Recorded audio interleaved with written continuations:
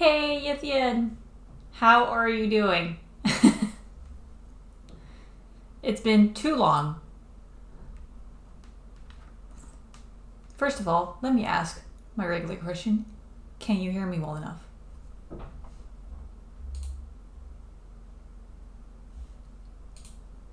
Okay, you can hear me. Good.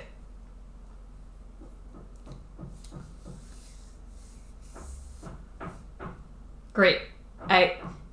There might be like some tapping or something. I hear him tapping right now.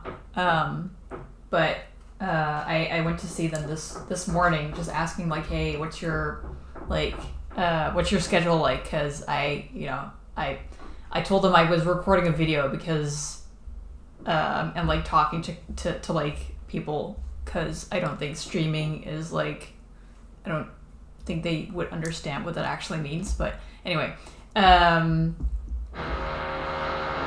there he is. Anyway, he said he'd be quiet after 2:30 and be gone at like, yeah. If he, it's like 3 past. It's like 3 minutes past. So if he's still doing it in like 15 minutes, I'll like go over there and like say like, hey, listen, this is like really disturbing my work. Of course, he has to do his work as well, but we've been at it for, I don't know, a week or so.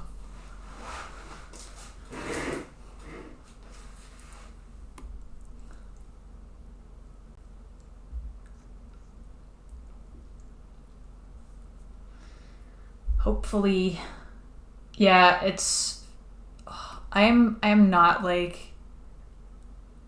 good at like neighbor noises anyway, so that's something that really, if we ever get a shot at a house with no, like a freestanding house, because I know that's like more normal in the States, but here in Holland it's like special if you have a freestanding house.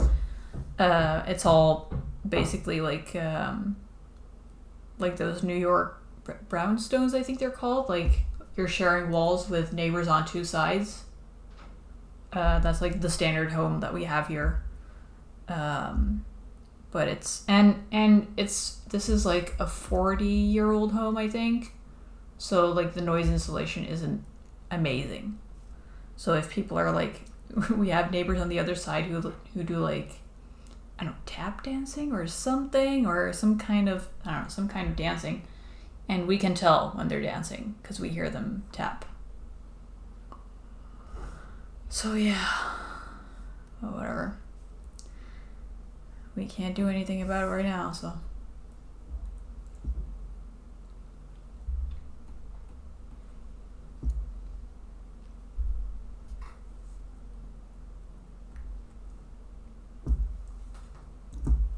Anyway, so if it gets too bad, then, we'll have another conversation. But I'm hoping that this was him going like, oh crap, I need to finish, and then doing that really quickly.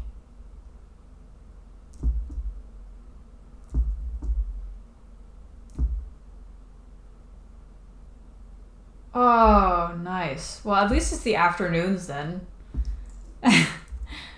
I've heard enough stories of like neighbors being at 3 a.m. being like, oh, I can't sleep, let me practice my tuba or whatever.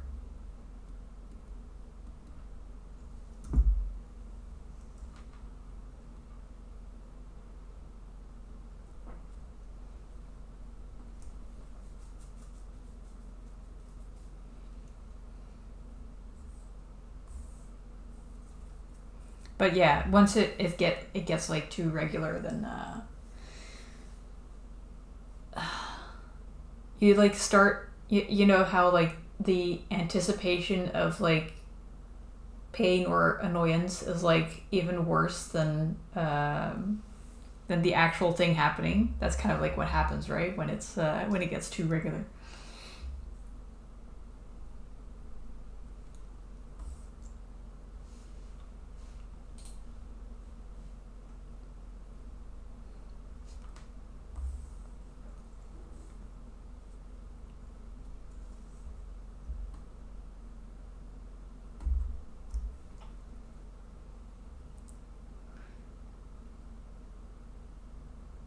But yeah, how have you been these past 2 months? I saw that the last one, actually, the last stream that we had, I think was like almost exactly, it was on the 4th of July. So it's been almost exactly 2 months.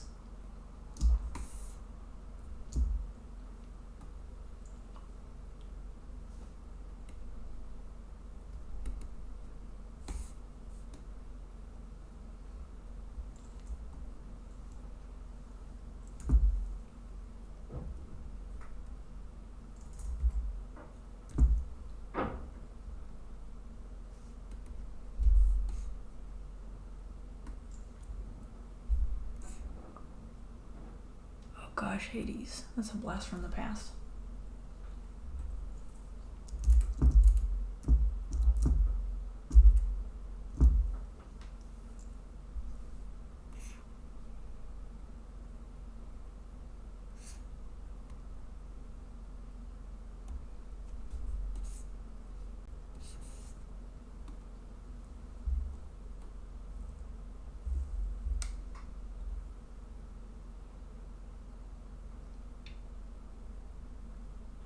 Oh man, we were talking about it like I don't know, last week or something, where we were like, it seems like there's an insane amount of reporting on hurricanes, disasters, whatever is this year, this summer. Like here in Europe, even we rarely get like natural disasters like this. But now there were floods in like Norway and Slovenia, Greece, like the fires in Greece. Insane.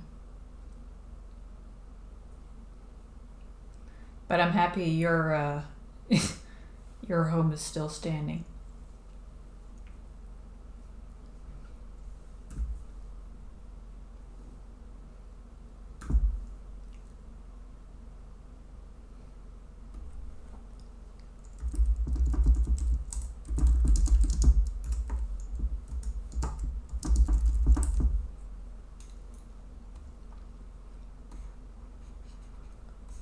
Just putting in some word bubbles here before I should have done this before I started sketching, but whatever.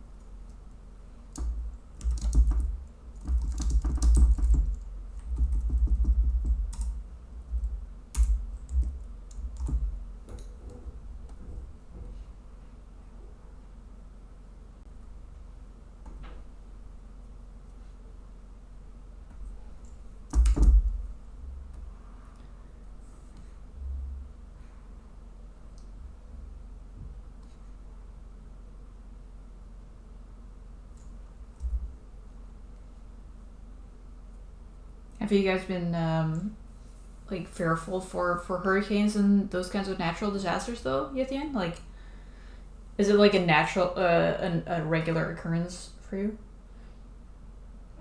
A big difference between hand lettering and typing the text. For me, it's just neater.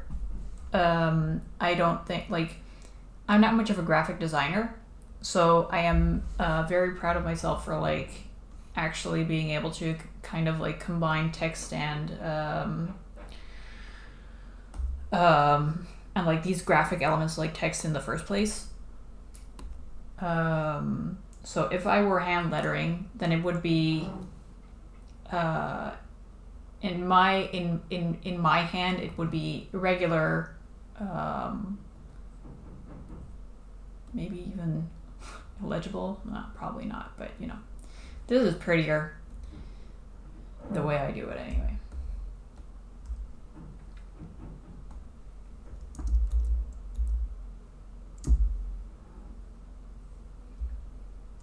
I think a lot of these tools were developed to like help people, to help comic makers like go faster, because it's probably, why is it snapping so much? Jeez.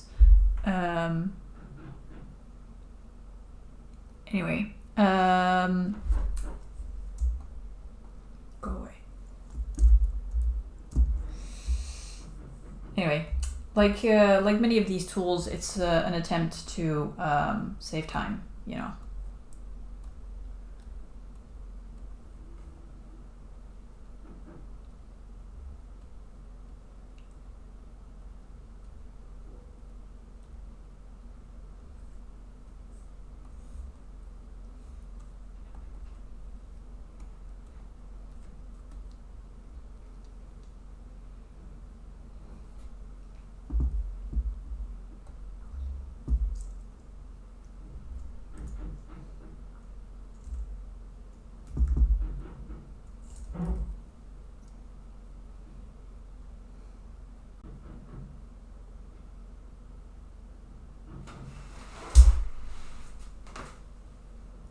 Typically, though, not every time.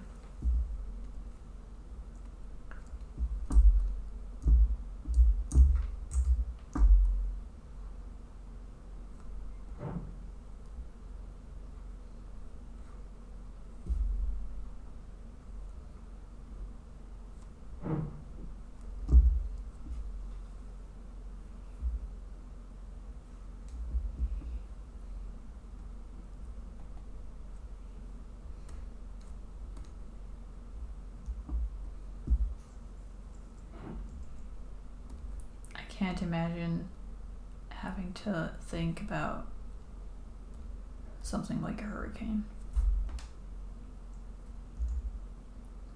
Yeah, that's what we've been like realizing too, that they are, that will, you know, like I was just mentioning, like everything is just more extreme. We might get our first heat wave in September ever here in Holland. Because it's you know, it was like hot for a week maybe or something, maybe 2 in June, July. Well, maybe in April too. No, not really. Anyway, and then it like went away again, and it became more of a normal summer. And now this week it's going to be like 30 degrees again Celsius, which is abnormally warm. That's like a hot summer day. And if it stays too long, then it's going to be like uncomfortable, because Dutch people are not prepared for too much heat for too long. Oh yeah, it's going to be like 30 degrees in like for like 1, 2, 3, 4 days straight, and then it's like 28, 29, 30 again. So by next week Tuesday we'll go back to 25, which is like normal summer weather. But at least it'll be like half that during the night, so like houses get a chance to cool off, because we've also like had periods where it stays really warm during the night. Those are the worst. Where you're like, I can never cool off.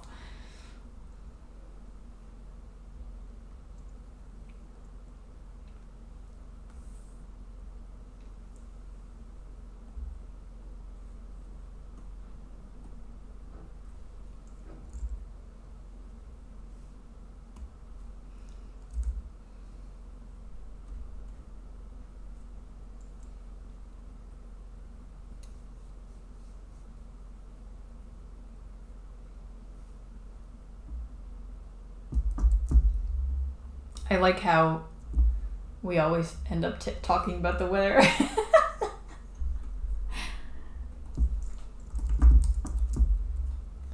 Every stream.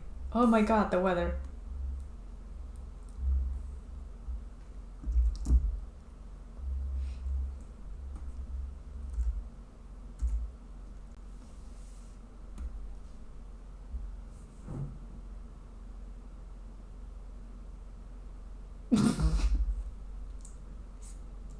Did you like grow up in North Carolina, or did you move there? I don't know if we talked about this before, actually.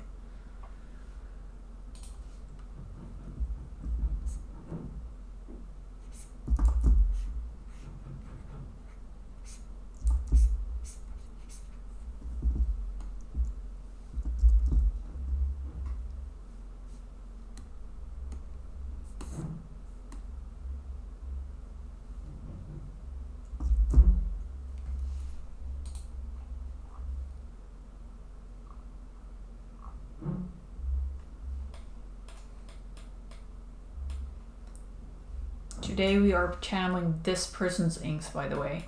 What's their name? I can't remember. Overwrite. Yes, do the thing.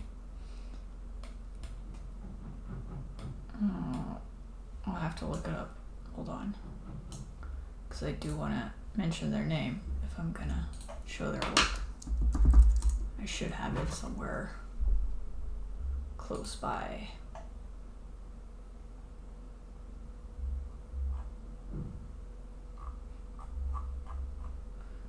Doot.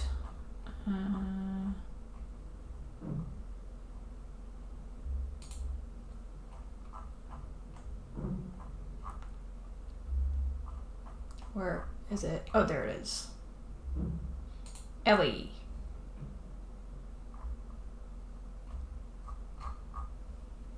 Yeah, so I found this page. Whoops. There we go.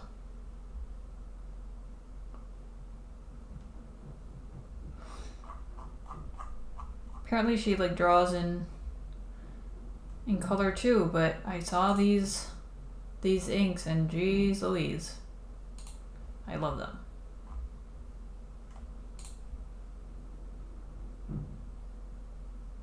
I don't know exactly what it is. I think it's like the detail in the folds of the clothes as well. Yeah. Channeling this.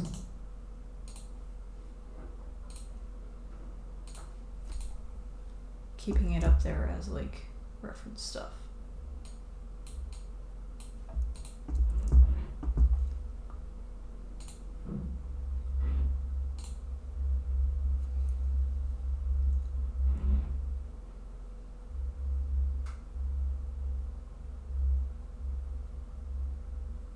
Oh no.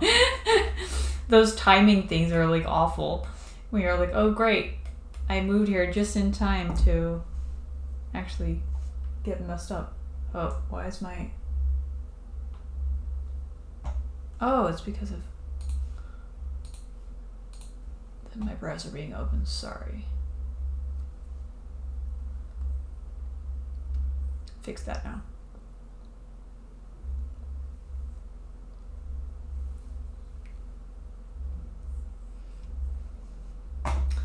But yeah, I kind of like, I feel the same way with like my career. I'm like, crap. Should have started my art career, I don't know, 5 years earlier or something to like get a chance at like actually doing something serious with it instead of like being crippled by all these developments from the past couple of years.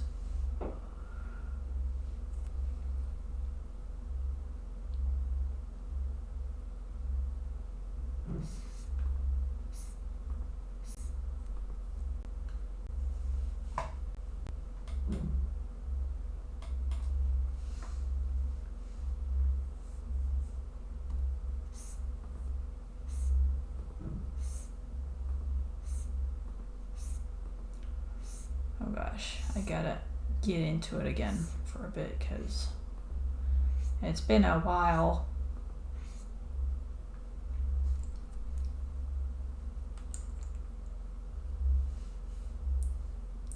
I think it happens subconsciously though. I think it depends, like when I was young,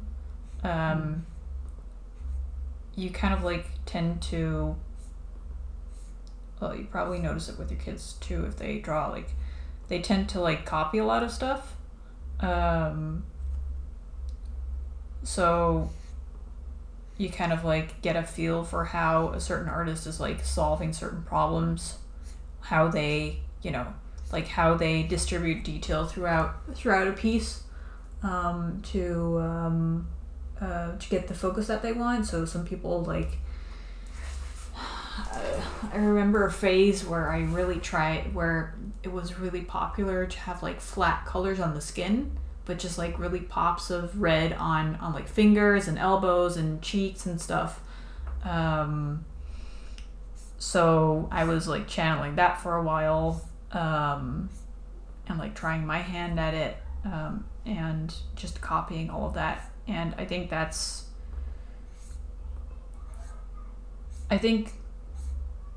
you kind of like try to copy and at first you're like just copying everything because you think the drawing is cool, and you're like, okay, I want to draw that too.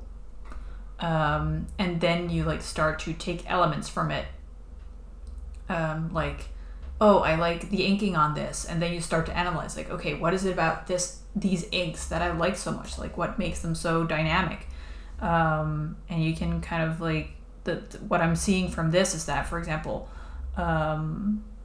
there's like a thicker outline to like the objects, and then all the details within are like with a bit of a thinner pen, so they there's like general shapes, but then also like the detail, a lot of details in the inks, and then with the really close stuff here, it's really thick lines, so you're like, oh, this is really close by, and then as it goes further away, the lines become thinner and thinner. So yeah, that's when you like start to analyze stuff and like make it your own. And so yeah, I would say it's probably a mix of both, like most things in life. I do find it helps to like have the thing that you're trying to emulate up on some kind of like screen, or print it out or whatever, if you're like actively trying to emulate something, just so you can like analyze it as you go.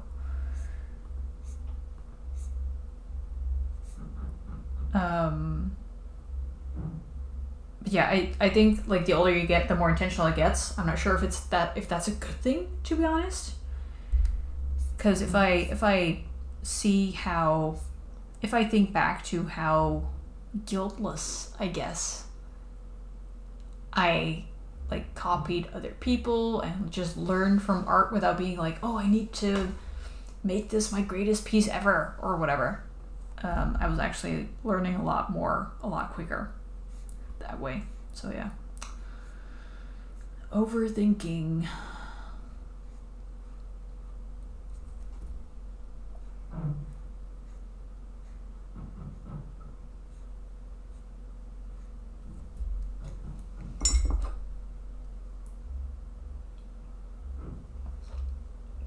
Yeah, thanks for the interesting question.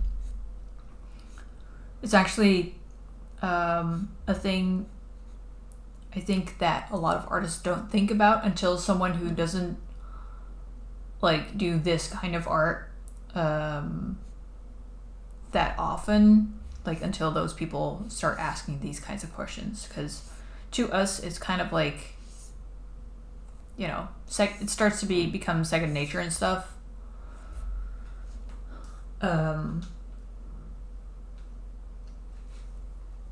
But yeah, it's kind of cool to think about like, what am I actually doing, and self-reflect.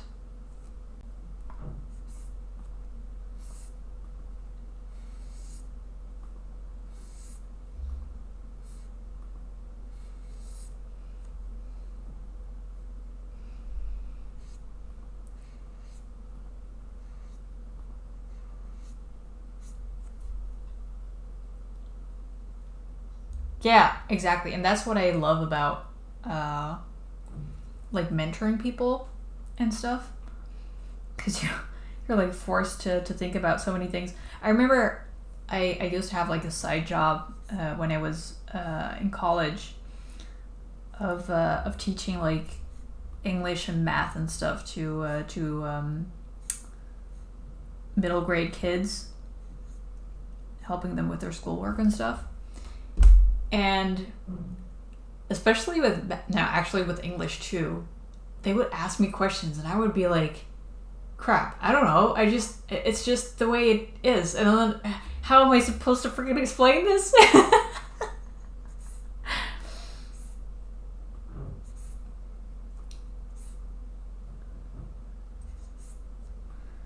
That made me actually like sometimes take their book and be like, oh crap, how do they explain this again? And then I understand it because I knew how it will work. But I would really be like, crap, how do I explain this? It's a joke that one of the colleagues that I work with made to like his to another colleague, like, well, if Ringen comes in, then you need to like let her she comes in with a problem and then you just need to let her talk. And when she's done talking, she's usually just finished like solving the problem herself and then walks away again. So if you just keep silent, you're actually saving yourself a lot of work. That was funny. One of the best compliments I ever had, I think.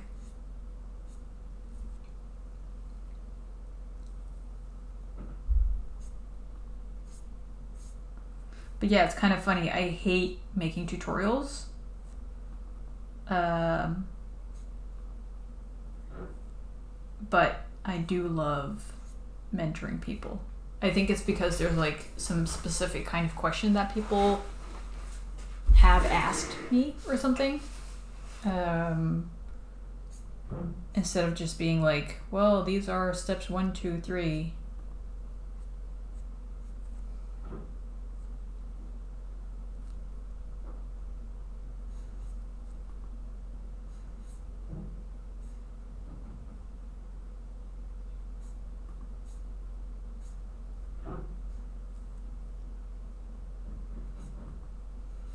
But you know about the joys of teaching because your wife's a teacher, isn't she? Did I remember that right?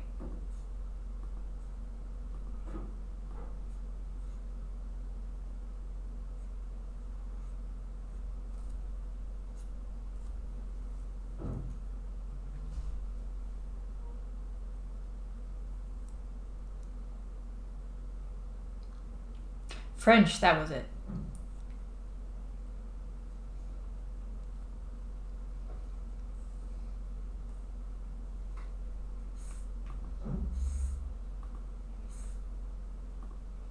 I picked up a lot of my old school books last week from my mom's, and that was actually really funny to go back through all my old stuff. And there was a lot of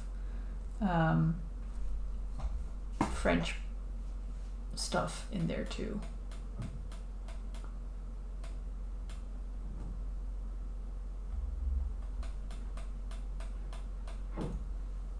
All kinds of like exercises and vocab stuff.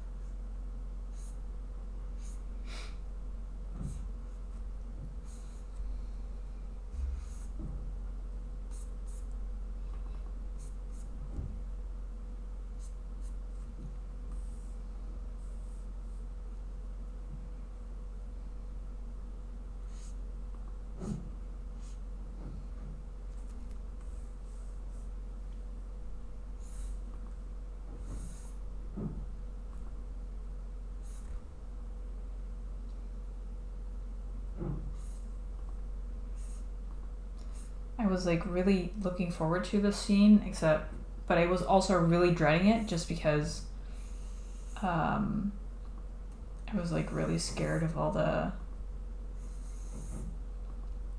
the research that I had done years ago and would now probably be outdated. So I would be like, crap, will I be like redesigning these characters and be like, oh crap, this was all wrong. I need to redo them all over again. Honestly, I don't blame anyone from the States from not. Well, Spanish might be, but still. I mean, like, the only reason that I know English as well as I do is because I was basically raised bilingual because I lived in Romania for like a couple of years, and I went to an American school there. Otherwise, I'm not sure how well my English would how good my English would be. Cause like French and German, like I can probably like read a lot of it.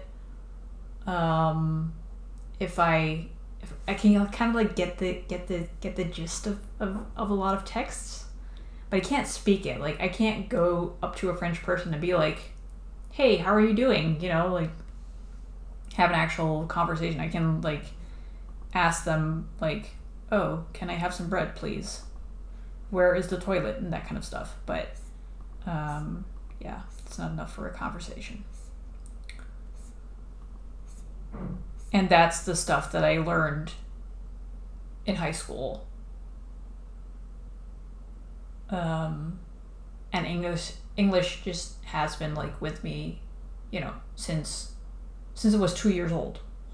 So that's like really been there with me all my life. And I like understand languages, but I don't really like speak any of them. Maybe if I actually, I don't know, lived somewhere or did like a longer course or whatever. I think I have some talent for languages, but not so much that I can just pick it up without actually living somewhere or making a big effort.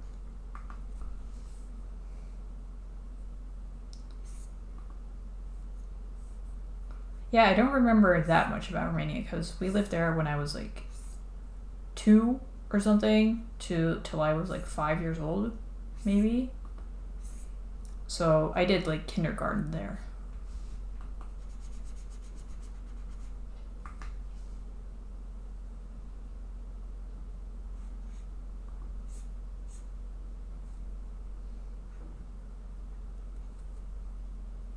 Break time already? Jeez. Okay, fine. I'll listen to my computer. Alright, so I'll take a break, get some tea and stuff, and then I'll be back in like a couple minutes.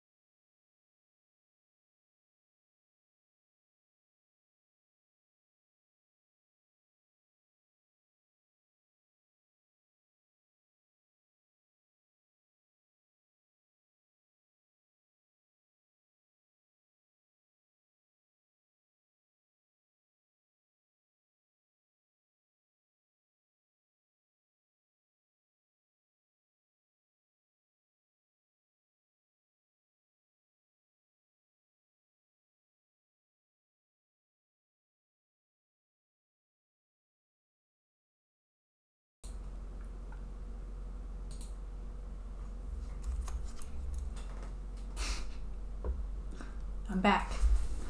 You need tea too? You're dragging. Do you actually wake up from tea? I mean, I do, but I'm not really sure if it's like the caffeine or if I just like tea.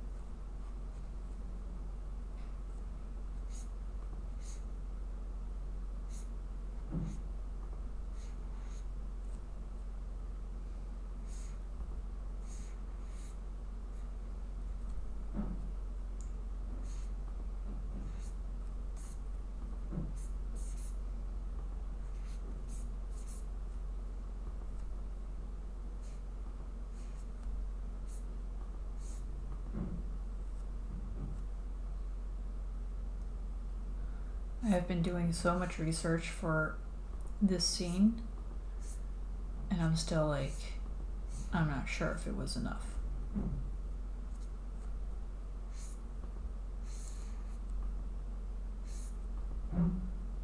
Because there's like, you can like look at all the images for reference, but then you also need to figure out, because this is a scene from about people like 35,000 years ago. So you kind of want to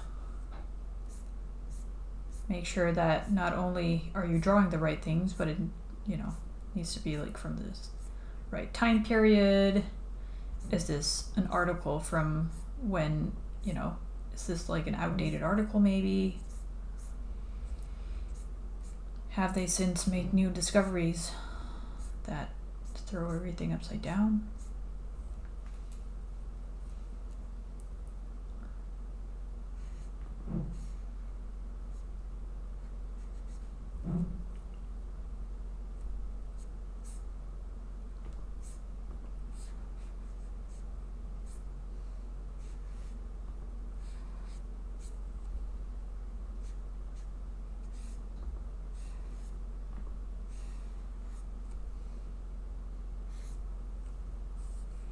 I keep thinking, like, if we ever get into a time machine and like are able to go back 35,000 years or more or less, what we'd find, like, oh, that's what they used it for, and then be all like, geez, we're idiots that we actually thought it was this instead of the other thing.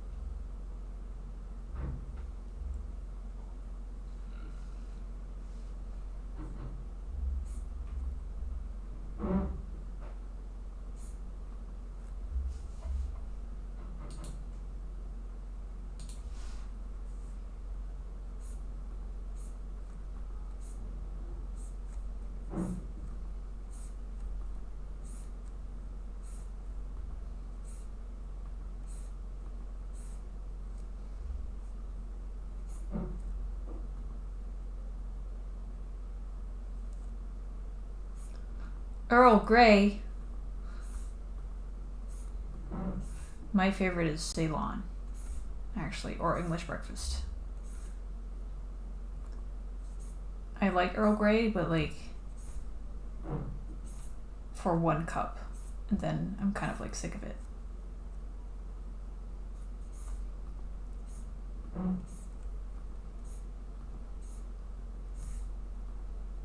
I was asking before, like, do you actually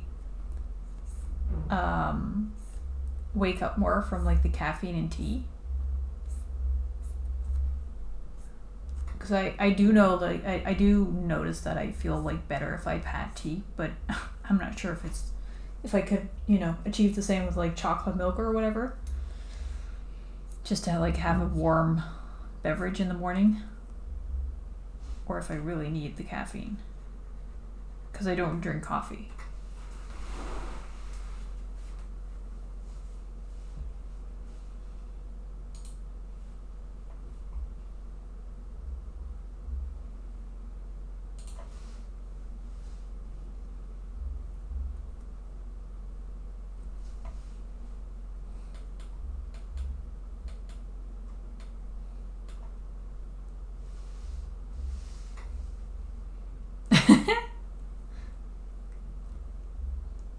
Maybe you should hope it's the routine, because then it means that the placebo effect works.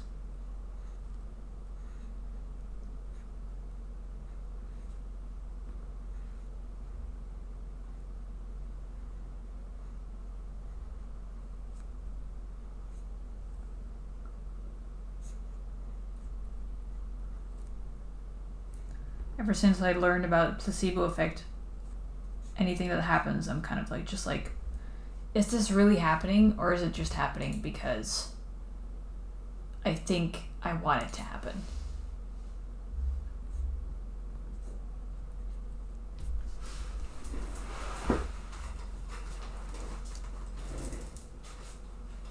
Brains are so weird.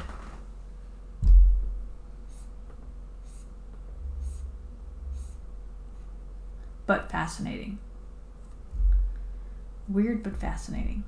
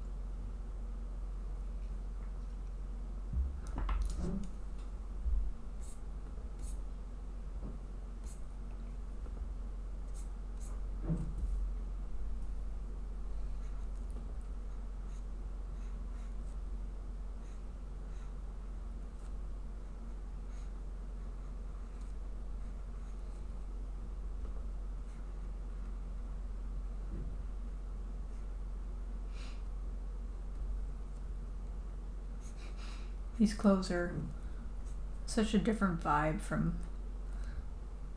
what I usually draw. I've never drawn so many rough edges.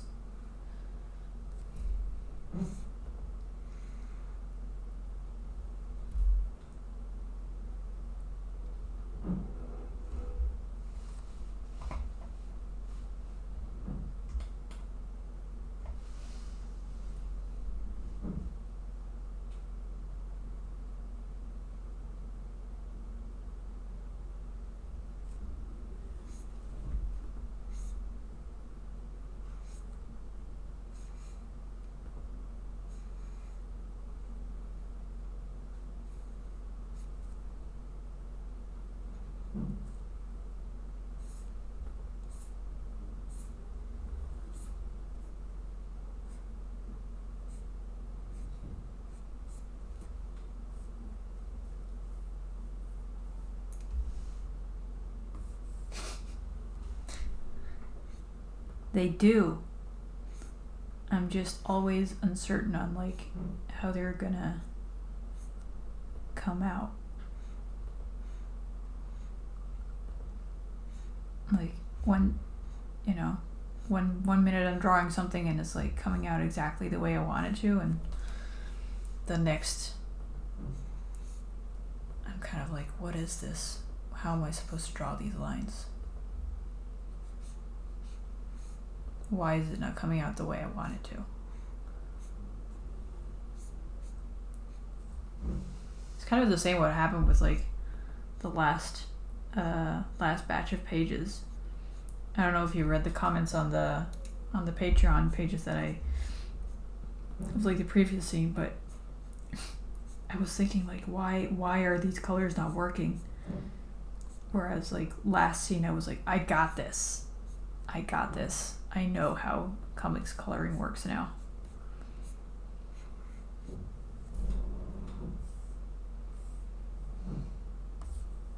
And then nope.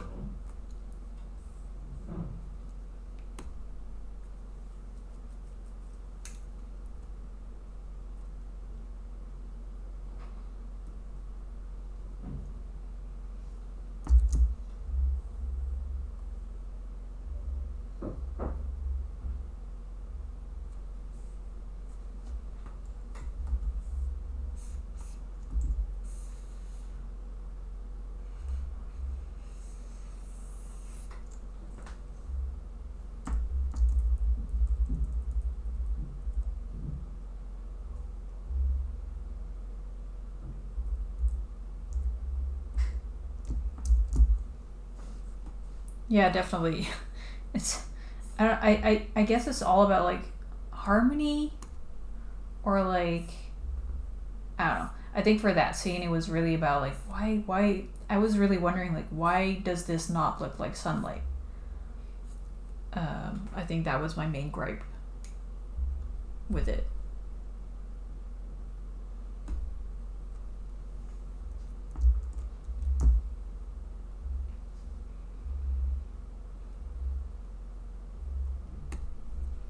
And then I noticed I can't remember what I noticed. I think I noticed like the shadows were too warm or something.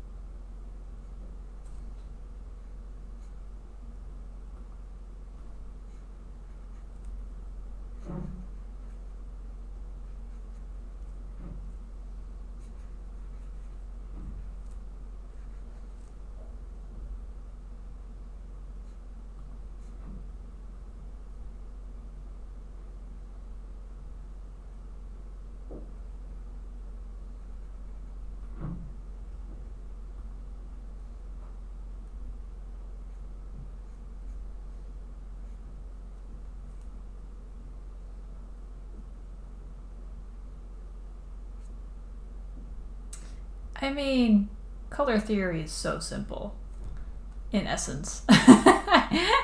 it's it's once you like try to break it up into tiny pieces that it kind of falls to bits, which is the really annoying part. But isn't that always the case? In essence, everything is so simple. You like draw the shadow. The shadows go where there isn't any light. It's so simple. And then there's like 5 million other things.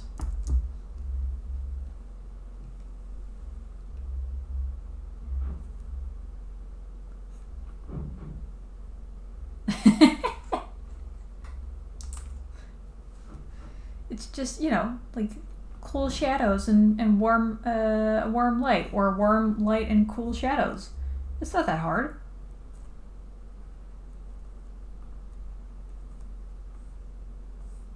Except then it raises the question, am I using cool shadows, or does it just look cool because I'm using all these warm colors?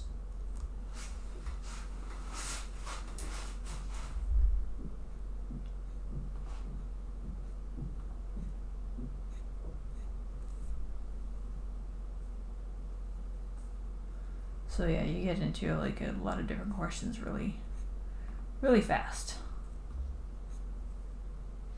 And yet, I keep coming back to color. I've thought about, you know, every time like I see,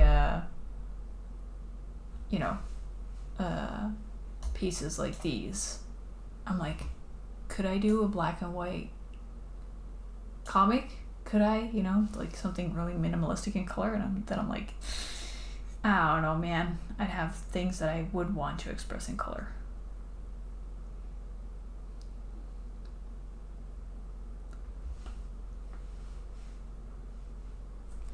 I think even for a big brain adult painter, everything looks like a freaking bottomless well. Like, I'm looking into, actually I've been trying to get back into oil painting, and you'd think with like all my painting experience that would kind of like transfer, but even on the first freaking step that I had to do, I went to someone else like, hey, I don't know what I'm doing. What do you think I should do?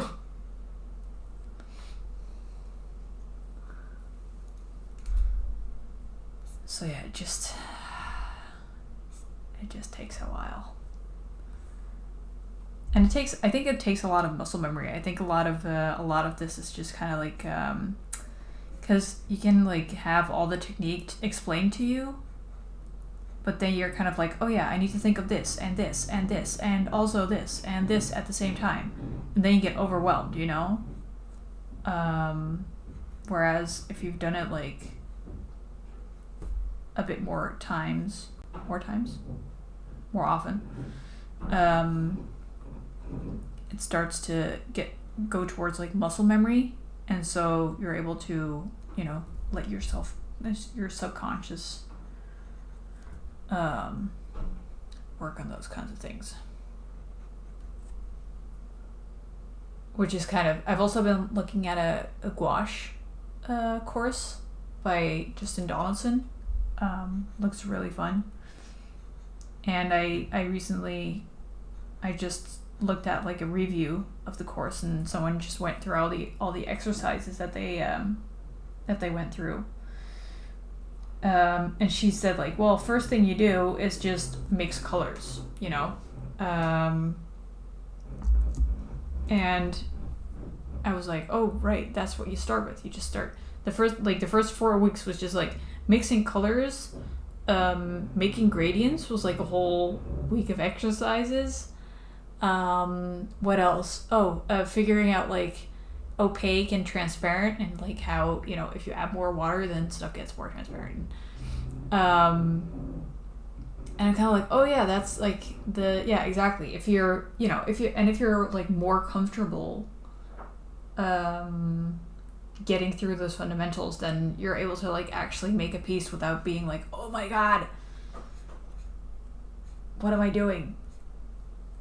So that basically goes to show that I'm going through that oil painting all the wrong ways, because I'm just doing a piece and asking all my technique questions while I go through that. But then again, if I didn't do the painting, then I wouldn't know which questions to ask. So whatever.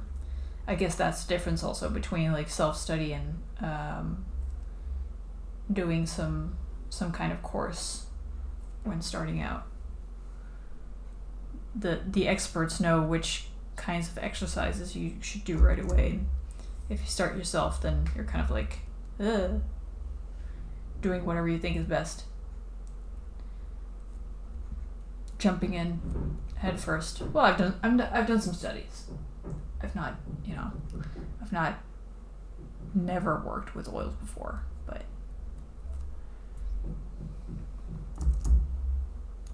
still, I would not call myself an expert.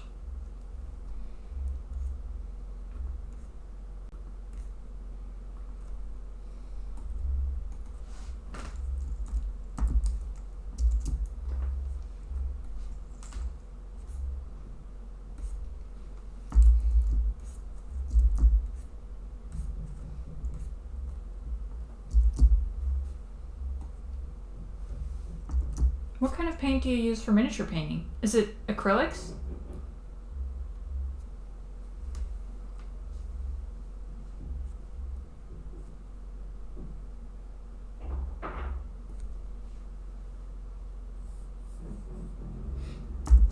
I've been thinking about that as well, because it dries faster.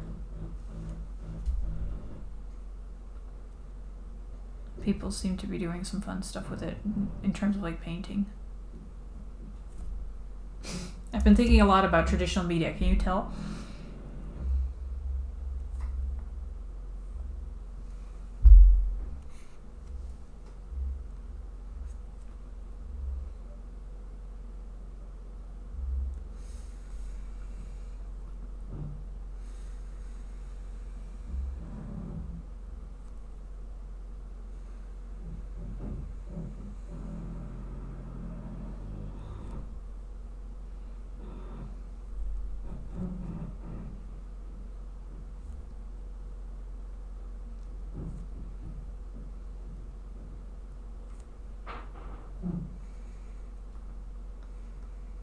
I've actually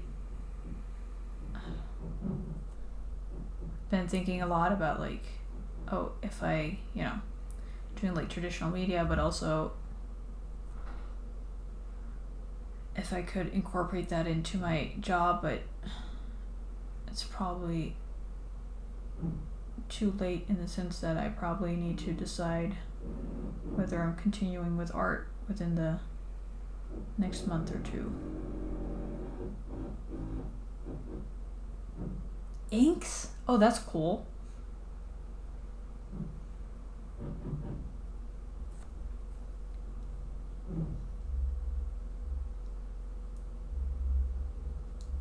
Wait, so what's the different, like, what's the component of an ink? Like, I know acrylics is like plastic, oils is oil, and pigments, obviously.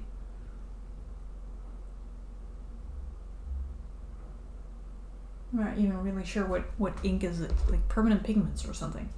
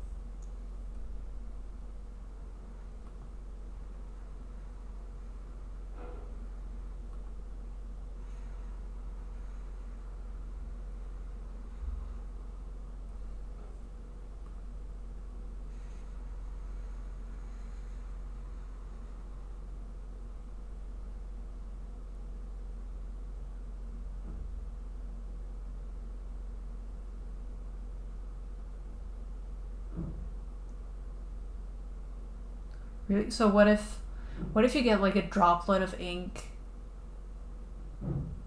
Or is it not thick enough for that? Would it always flow away?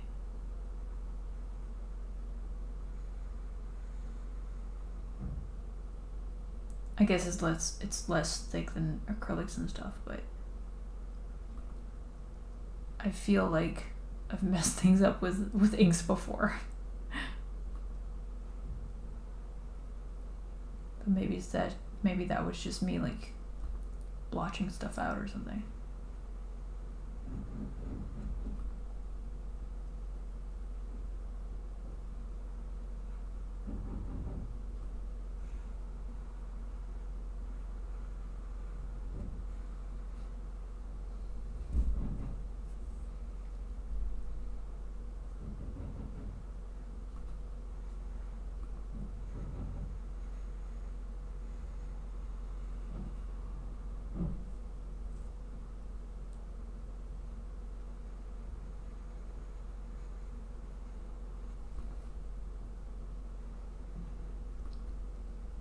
So it doesn't even get stuck in those nooks and crannies?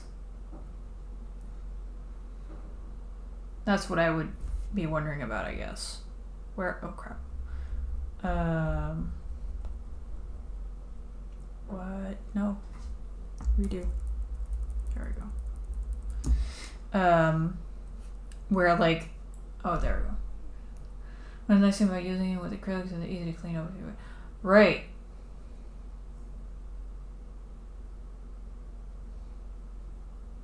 Yeah, I guess I can see that.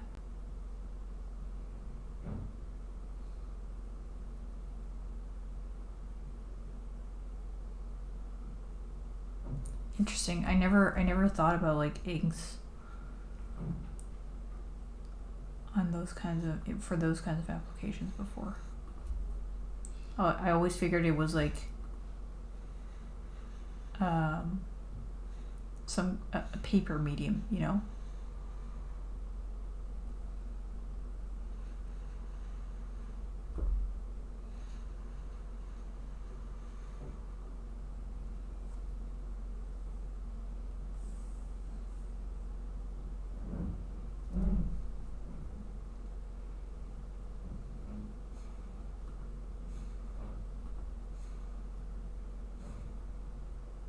Yeah, I guess I was thinking of like crevices. Like, what if there's like a really tiny fold that you don't want to fill up, but you do want to color it, and then you put ink in there, but it's too thick. So then you're, what you said, like you're obscuring a detail. But then again, I guess if you wipe it away, then but not like everything, then some of the color will stick without it like filling up the crease that you want to just color,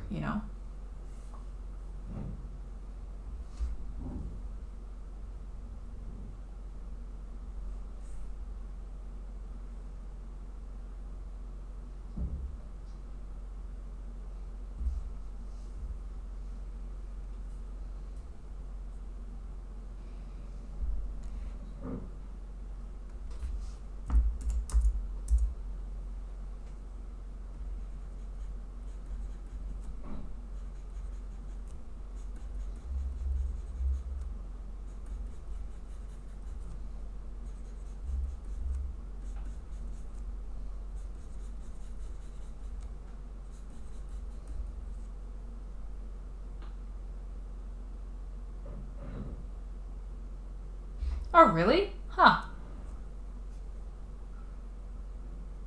I guess I haven't worked enough with ink. I can't remember. I guess a lot of the like water, whatever that's in it will like evaporate and not leave a volume of anything. Interesting. That's the cool thing about like working with traditional media, I think. There's so much more to think about in terms of like what an actual medium does compared to digital, in my opinion.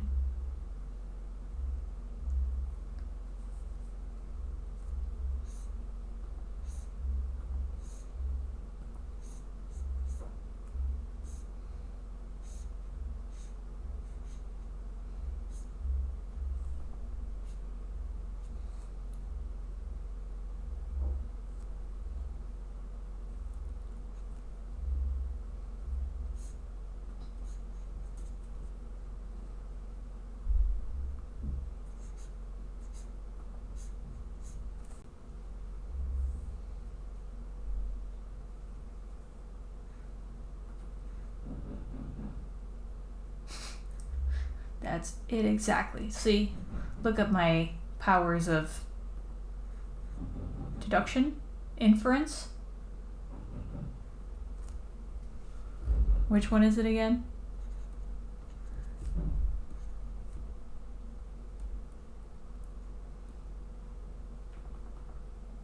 Or is it inference? Inference.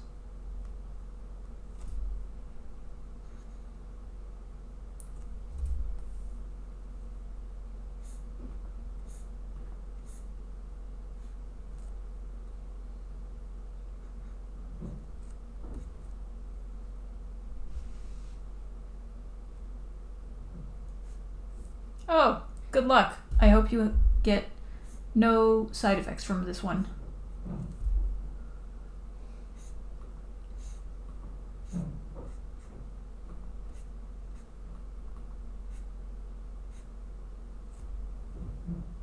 And I'll see you later. Thanks for joining in and keeping me company.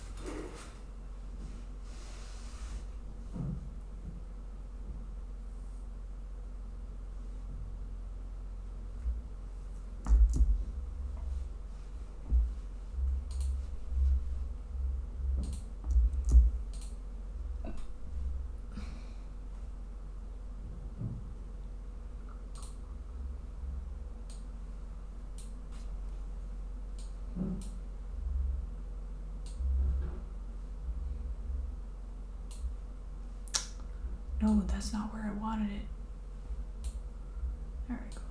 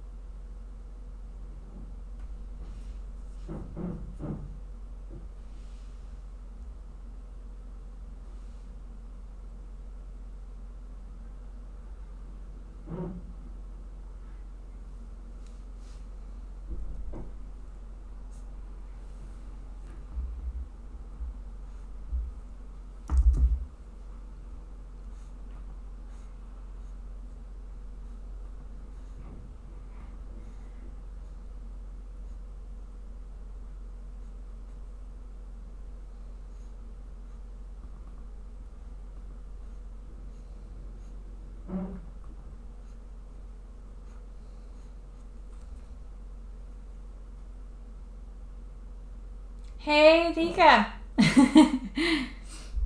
How's it going? Thank you for welcoming me back.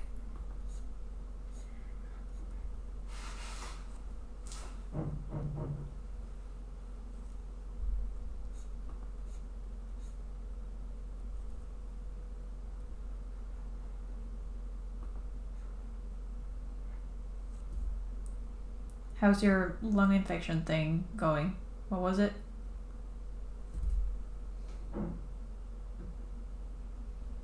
Oh. Happy to be back. I'm happy to be back. Yithian was just here. That was nice to chat with an old familiar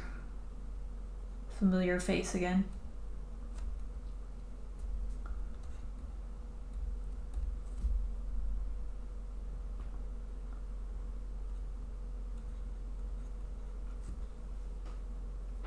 Yeah, you missed him by like, I don't know, 5 minutes or something.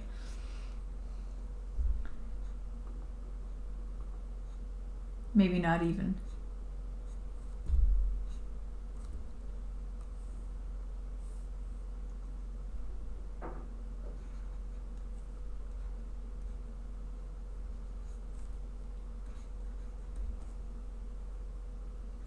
Well, good timing for me, I guess. Then I don't have to sit here talking to myself for too long.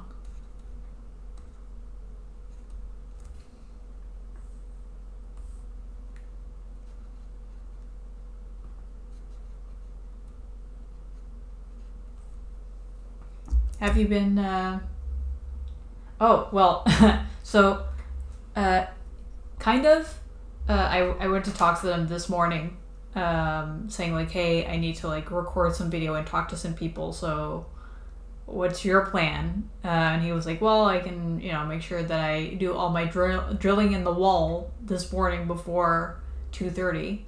And I think he would leave around 4, so we had like a bit of drilling at like 5 past, at like 2:35.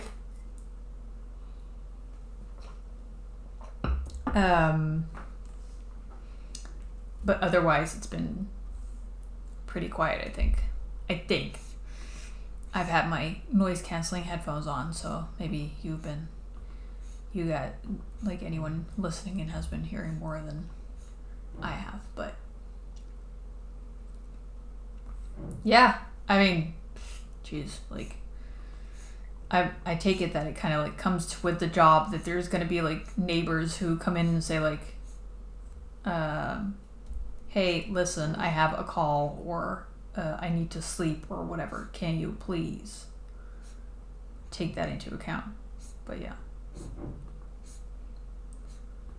I was kind of surprised though, because the neighbors came and like said hi when they got the keys to the house. And I said like, hey, are you, just to be friendly, I said, so are you guys like renovating a lot? And they were like, no, the bathroom's fine, the kitchen's fine, so we're just, doing the floors and stuff and doing some new stucco. And I was like, oh, okay. And then I looked in today when I went to ask about their schedule, and like the whole bathroom, or not the downstairs bathroom, was like completely gutted. Floor gone, ceiling gone, walls blank. So it was kind of like, well, that seems like a bit more than just some stucco and a new flooring, but okay.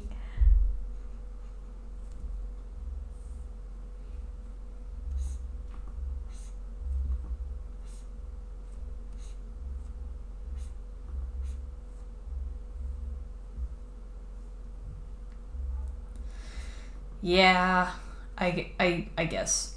Yeah, because they're not putting the toilet back. I think also, it like actually went out.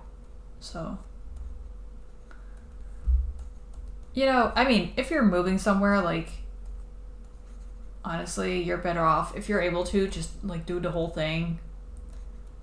while you're at it, while you're not living there, because living in a construction site sucks balls. So I do not fault them at all for doing this all at once.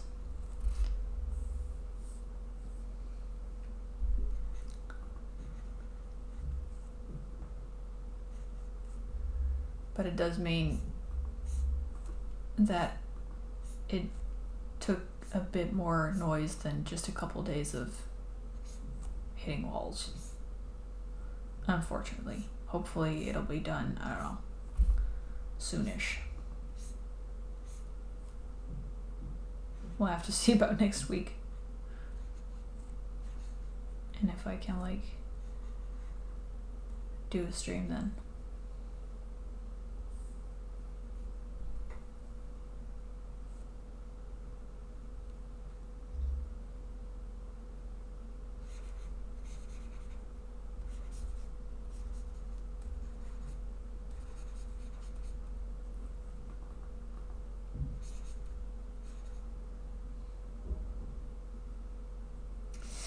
Yeah, maybe, I don't know, because he's like specifically working on the attic right now, and he might, I don't know, finish that next week, you know, and like not be here.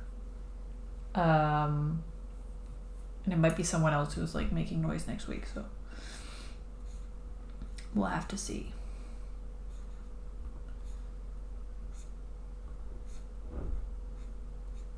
Because yesterday they were putting like underfloor heating in the floor, obviously. And you can't like not make noise with that, you know, because you're like the whole thing is like cutting into the floor. So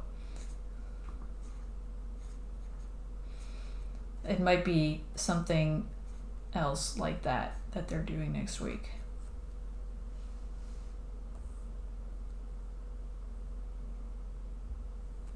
But I don't know. Maybe they're like done and moved in by next week. I don't know. No, they won't be.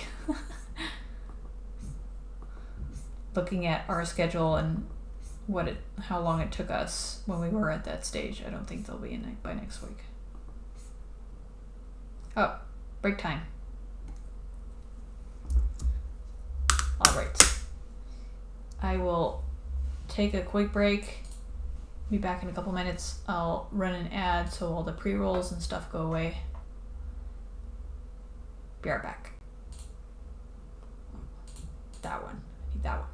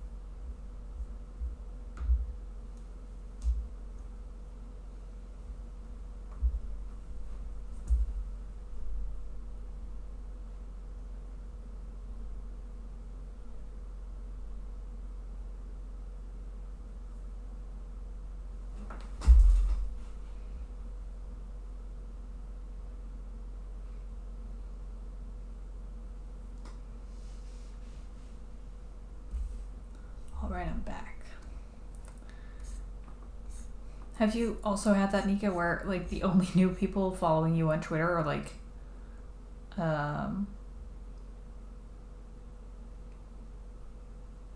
random ass profiles from pretty women with no followers?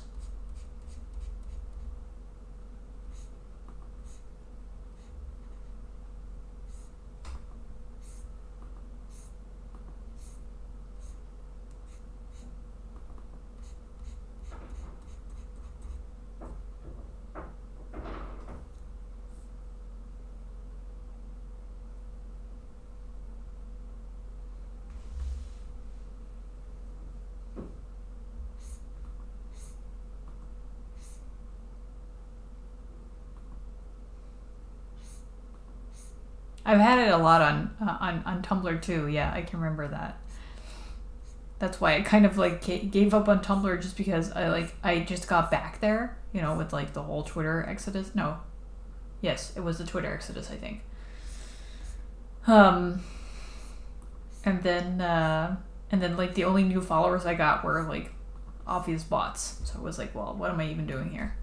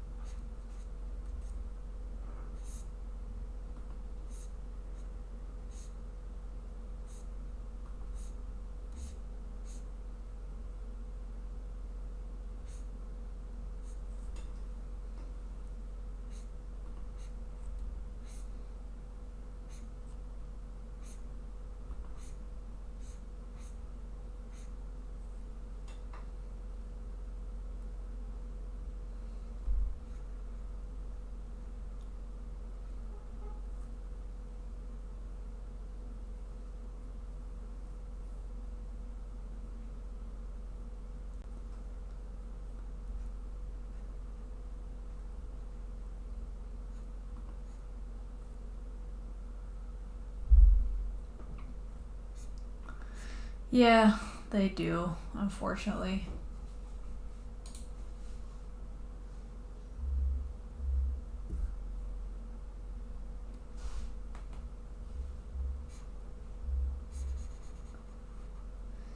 And it's probably not going away anytime soon.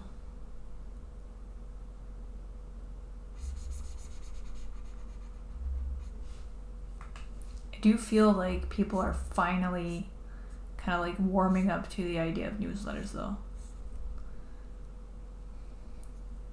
I'm getting less like, oh, I don't want to sign up for a newsletter, and actually getting people who are saying like, oh, that's a pretty good idea.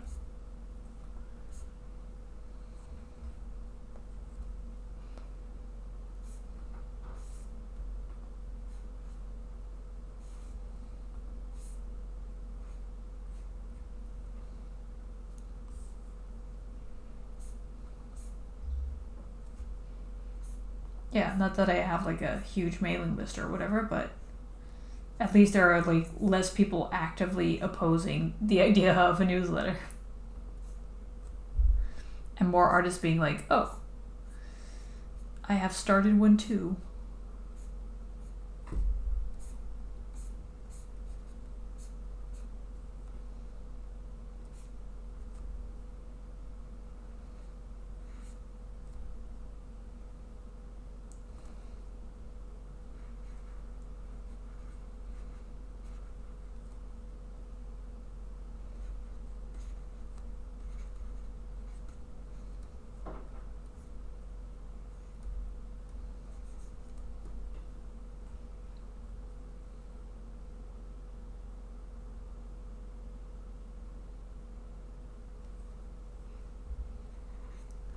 Totally get that, and I would totally do the same if I weren't like dependent on social media for like chances at a job. Like when I was still employed, I could go ages without being on social media just because I had no need of it.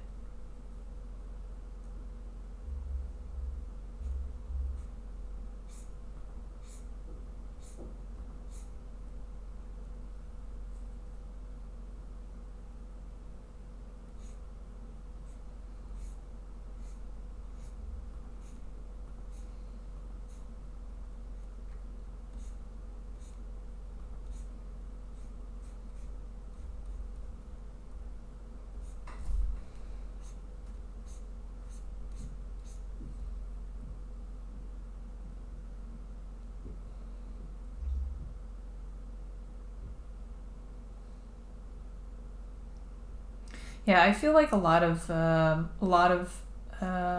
platforms are like heavily leaning into that enshittification thing right now. Like, it's like all the platforms at once at the same time have decided to like capitalize on all the investments that they've been doing over the past couple of years in terms of like getting their audience dependent on them.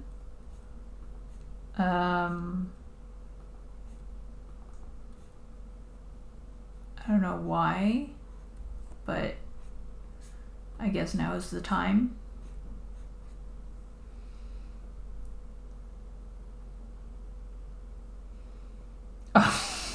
Don't worry, I don't mind the yet another social media rant. Like, I don't know, I'm still not done talking about it, honestly.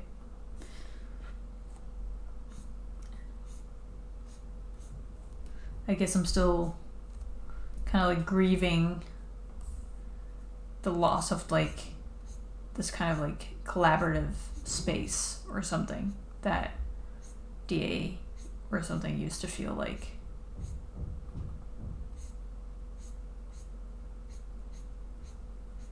That wasn't all rainbow and sunshines, of course, but still.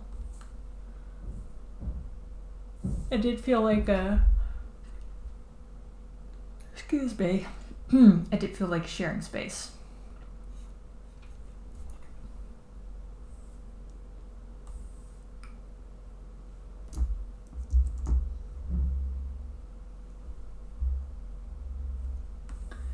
Yeah, that's a tangent I don't want. Bye.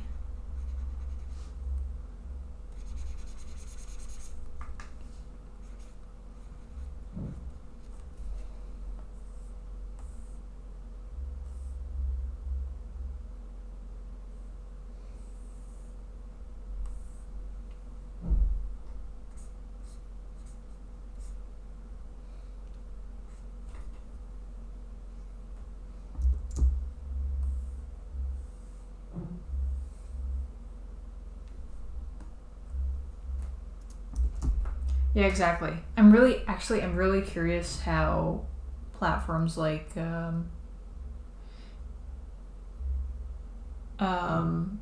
Substack will do, just because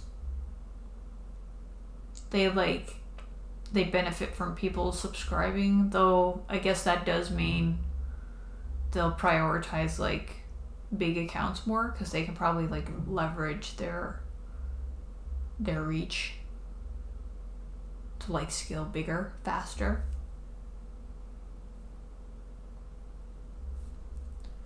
And Blue Sky, I think Blue Sky said like they're not doing ads, so I'm not sure what their actual business model will be.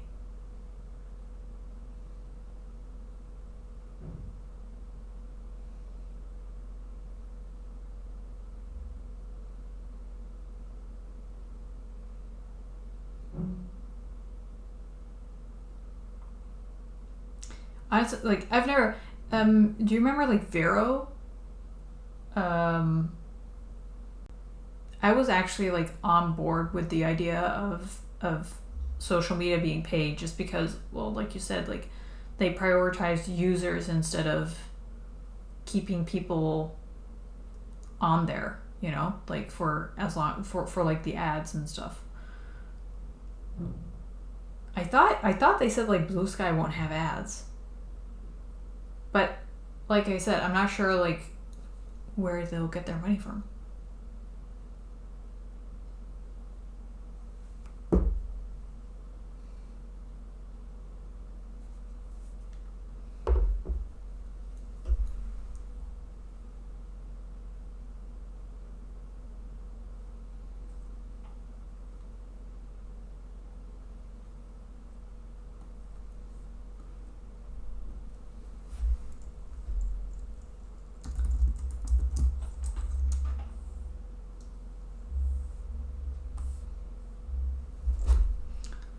Let's see. Google. Blue Sky, no ads. Blue Sky, no ads.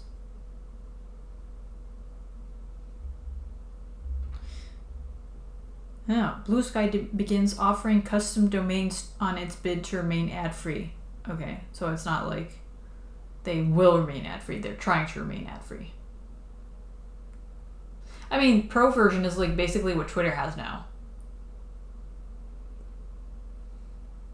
So you'll be like prioritized and stuff.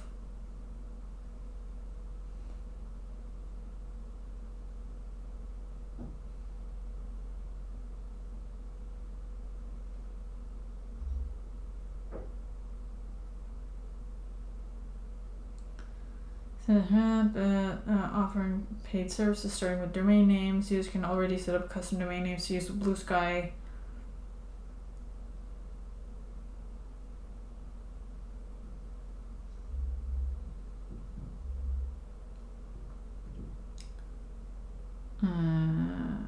Okay.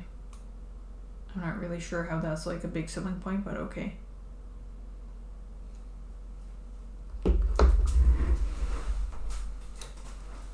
Right, what are the... Hey, Adam! Sorry, I was looking at my phone, figuring out what the, Blue Sky's earning model thing was.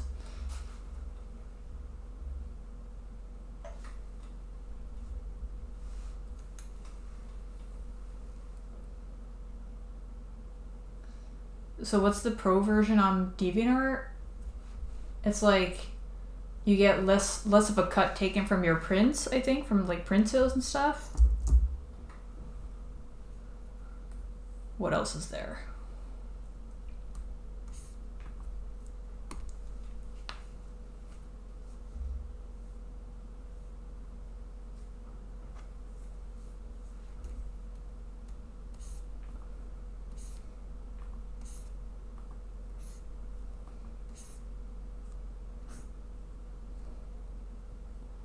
DeviantArt is definitely...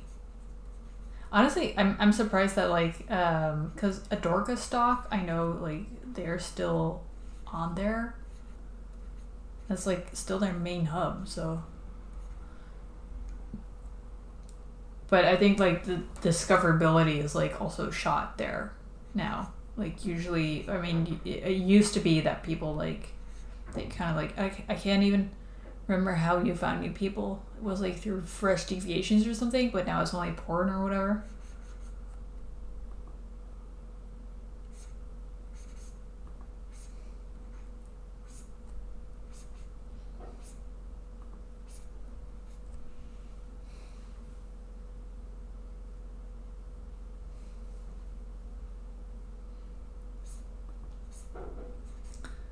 Good old past days of DeviantArt. Jeez.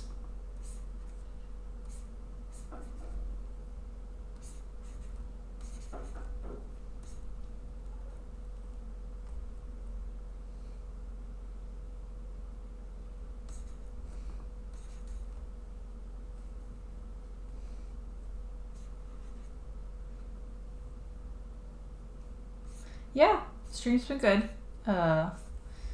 The regulars are dropping in again, so that's nice. I'm not sitting here talking to myself.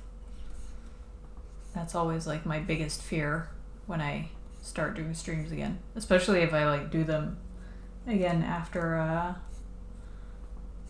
after being away for a while. But so far it's been good.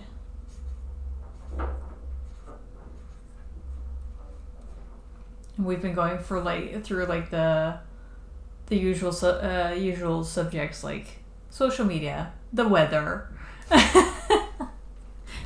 but somehow it remains an interesting subject. Yeah, honestly, like I don't like start talking when there's like obviously no one in chat, but or like nobody like willing to talk. Like I can see like sometimes I can see like, oh, there are viewers, but nobody's saying hello in chat. Then I'm not like gotta call people out or whatever. Is it like, hey people, I'm here, say hi? Because then I'll feel like even more rejected if nobody talks back.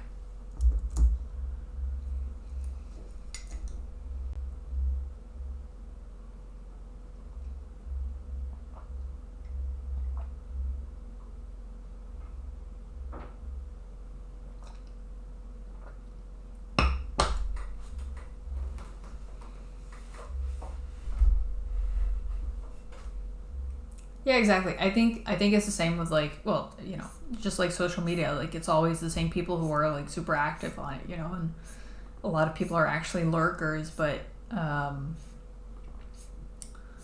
who are like regularly watching, but they won't like ever chat. And there's like a couple people who always end up chatting, which is fine, because that means that more often than not, I have somebody to chat to while I ink. Hey, Captain. I was just thinking, like, I forgot to post a link in the Discord.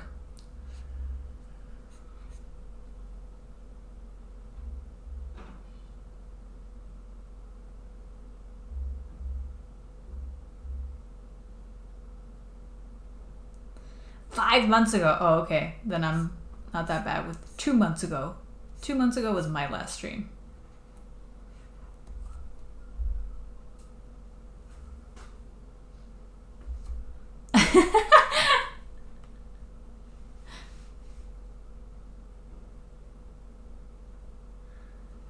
I'm good, Captain. How are you?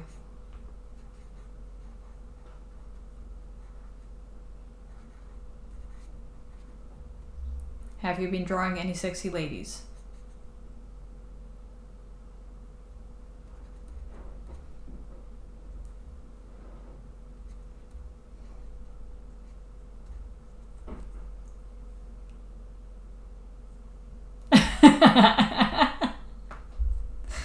Asking the important questions.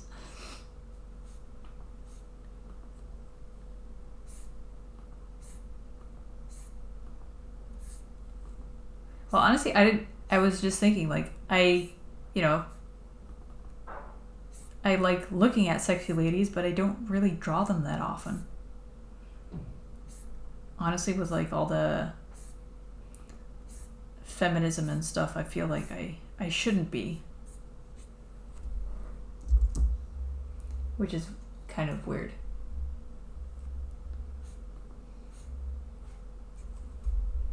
Then again, the oil painting I'm gonna be working on soon basically has a naked lady in it, so I guess that I'm remedying that.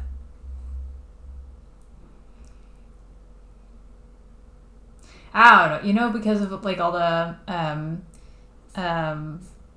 like all the criticism that like there's always like nonsensical armor on women and stuff. So I basically like my design style has become like super sensible stuff that I'd like to wear myself. And I don't really wear revealing clothing or whatever. So that's basically what I've ingrained in myself. But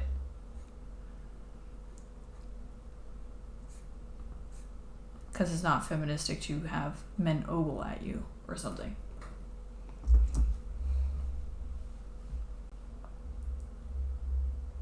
Hey, Panda. Welcome back. Or do you want me to call you by your full name, Gaming Panda?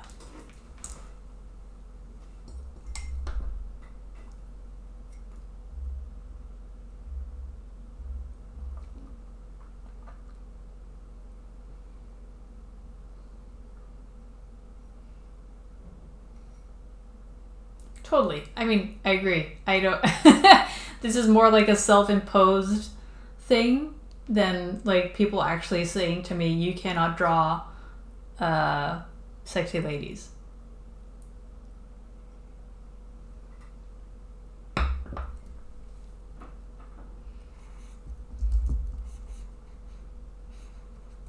Like, I was always proud to have like the sensible armor option,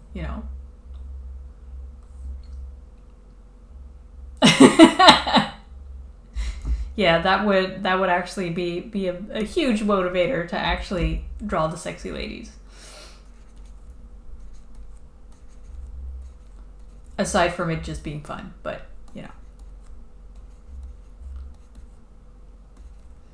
But I'm not doing it right now because right now I am drawing a mother and her daughter, and I want it to be very sensible and emotional and story driven and that kind of stuff. So Not right now.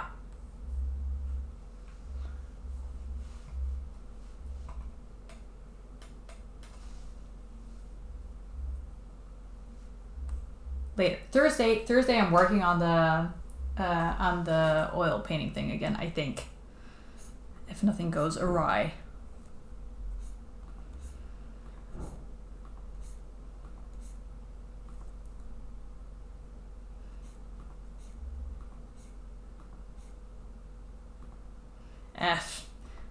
I don't know. I just planned it that way this week because tomorrow, what am I doing tomorrow? Tomorrow I am prepping for the Kickstarter. And I just wanted to like take a day to like knock some shit out. Just to hopefully be done with a lot of it. And like have the campaign set up.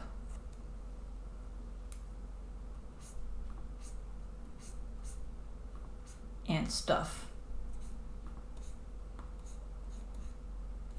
And like I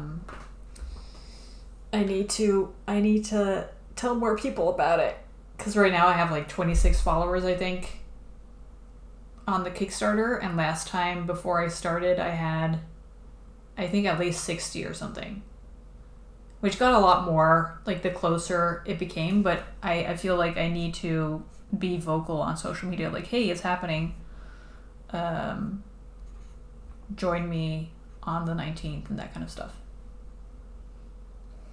Yeah, exactly. Time to go into chill mode. Honestly though, I mean, I feel like it's a lot easier for a D&D dress up for me to go into chill mode, just because I feel like I genuinely have something to offer, compared to like Netherrealms, which is like, hey, I like comics, you like comics, want to support me? You know? Whereas with like the D&D art packs, it's like, this is like a shit ton of options for like €5, so come on, man, help me make more for you. So I can be more convincing on that project.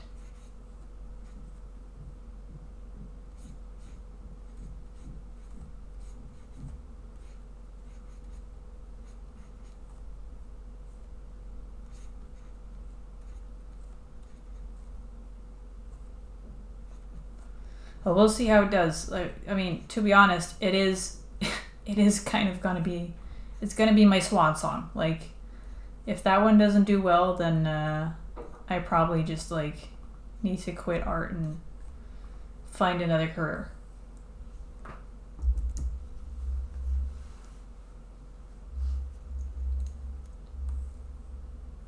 Sure, but I mean, like, if you know, when they say, you know, they always say like, hey, you need to think of like what you're offering the other person, like the client or whatever, when you're like talking about these products. With D&D art, with D&D dress up, it's like easy because I know like all these cool things that people could do with it. And with like Netherrealms, it's like, yeah, I'm telling a story. There's like 5 million of those. I really like my story. I think it's really good. Do you think it's really good? I don't know.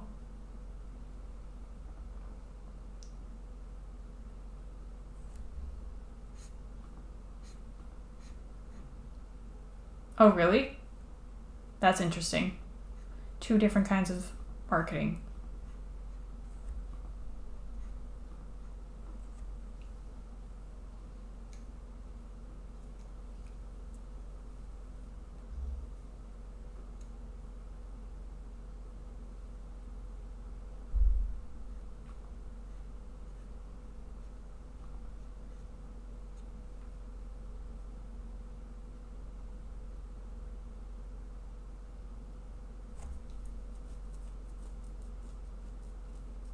What, the story? You don't even know what the story is.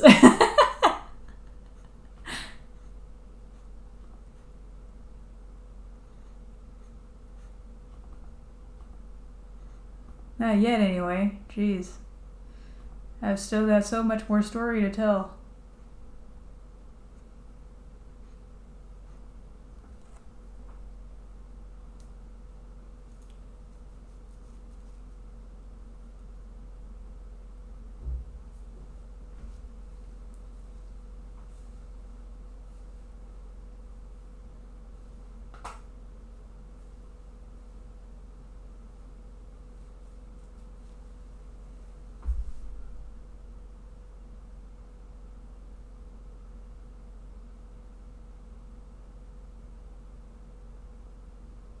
Aw, thanks, Adam.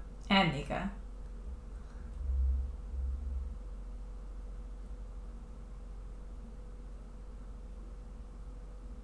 Wait, so hold on. So, okay, so if you're a small business, people expect you to be more authentic, yeah, and approachable. But if you go the personal approach, people are a lot more forgiving of the classic brand marketing push. Yeah. That's the thing, though, I mean, eventually, when it's go time, for whatever, then, or actually when you just need to talk about your product, then you need to talk about it a lot, because otherwise, a lot of people are going to miss it. Thanks, Panda. I'm happy that our little club here likes what I'm doing, at least. See, this is why I wanted to get back to streaming, because it's so nice to talk to you guys. At one point, if you're working just by yourself on this thing for too long, then you just start, all the crickets on social media and stuff start to get to you, where you just start thinking does anybody even care about this project,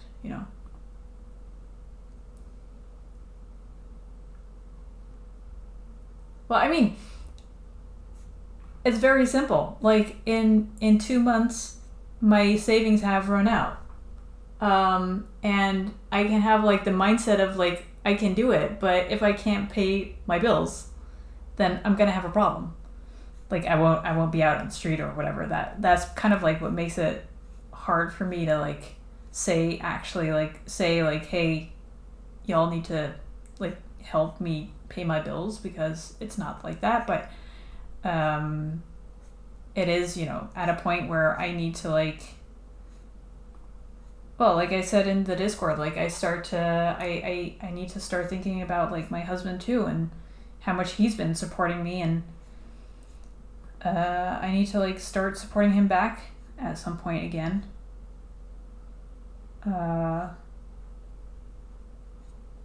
And it's been a while, so my savings are gone. It's kind of make or break.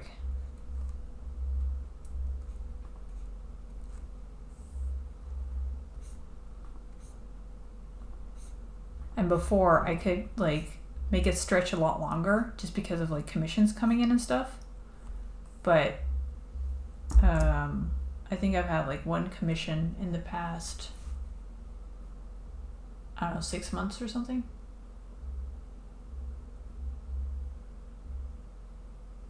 Which is why the past couple months have gone so quickly, downhill, between air quotes.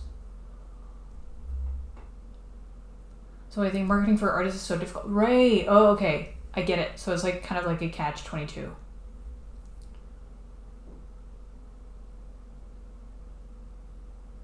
Yeah, I kind of feel I agree. I'm just thinking of people who are basically very I'm thinking of Loish, who is very approachable. But we were just talking about newsletters a week ago or something, and then she said, I feel newsletters are, because I was saying newsletters are something that you could use. Not only, they don't have to be all sale, hey, there's a new sale going on, buy my stuff and whatever. They can also just be hey, I made some new art, here it is, and I feel that would take a lot of the pressure off also for a lot of artists sending out newsletters, because they were well, I don't have a sale going on, so what do I have to tell them? It's well, you made a new drawing, show it to them, look, here's the newsletter. And so Loish said, I think newsletters, people expect from newsletters to be very salesy. They're very successful newsletters that just send out every week, hey, here's a new video, here's a sign up for the Patreon so you can get that new video, and that kind of stuff. So yeah, I'm kind of wondering who does it well,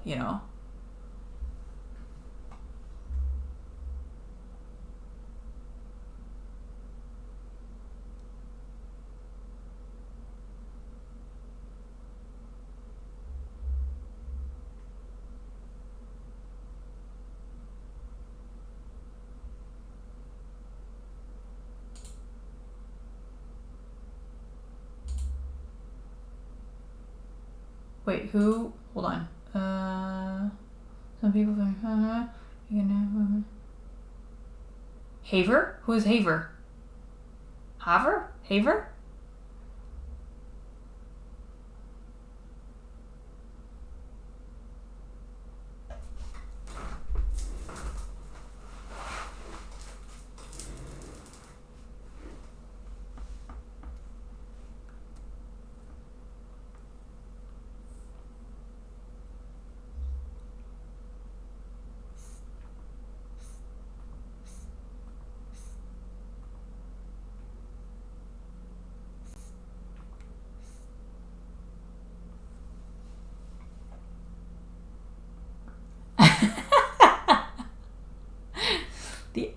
The art pricing mob coming in.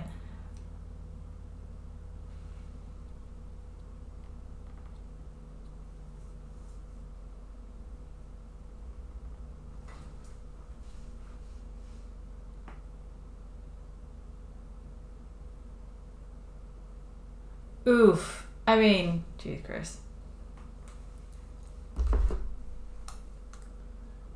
That's a lot of work for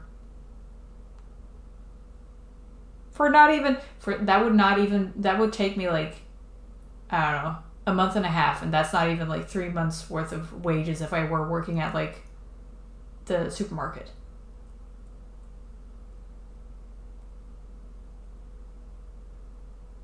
Yeah, def. Well, let's talk about Moose some more. Maybe he'll like get his ears burning again. Is that a saying in English? And then like join the stream. Last time I was talking about him, and like 5 seconds later, he jumped in onto the stream.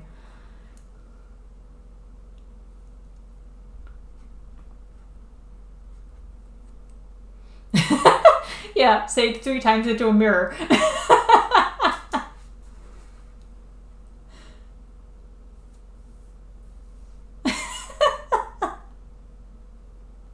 Here's a mirror. Hold on.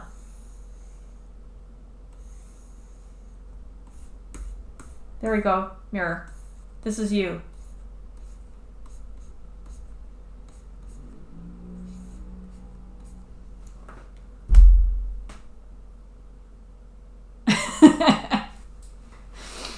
Two more times.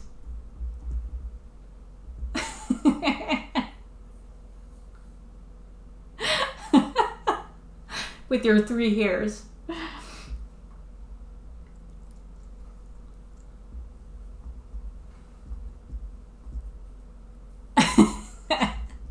Crap, I did it on the same layer. Sorry guys, I have to Control Z. I can't even turn the layer off.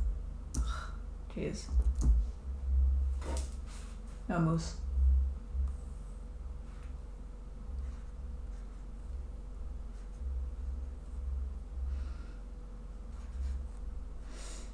Anyway.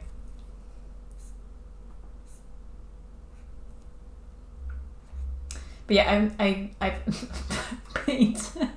It's like a Freudian slip. A Freudian artist slip.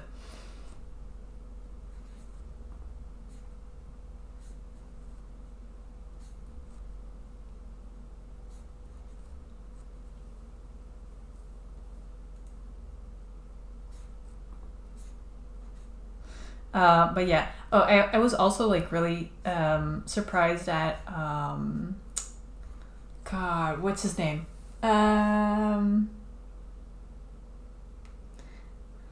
Oh, the guy with the Shiba as a pet. Who does like a lot of YouTube videos and like dodge and burn tool, and has like Nima or something as an OC. Ross Draws. I think from what I've seen, like from like a few snippets of from like a few snippets of videos, that he has like a whole office with like people packing boxes for him and stuff.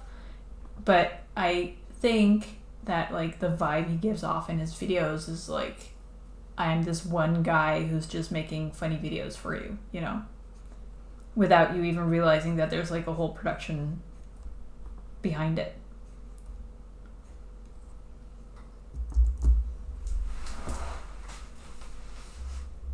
And honestly, I get the same vibe from like Critical Role, though once you like sign up for the newsletter and stuff, it becomes a bit different. But especially like from the streams, you do not notice that there's like a whole production, like people watching them play, you know, all night. Ah, well, there we go. Great minds think alike.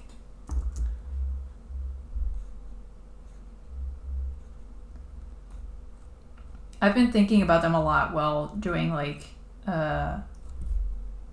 marketing and stuff.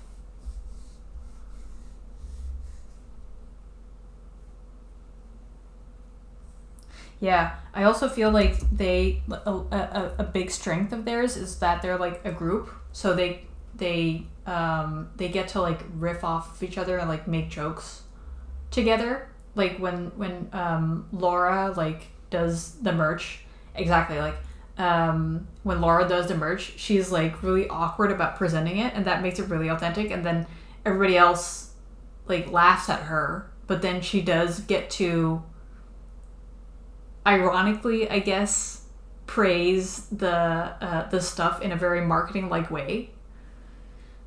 But yeah, it works because there's like she has like friends around her who make fun of it, you know.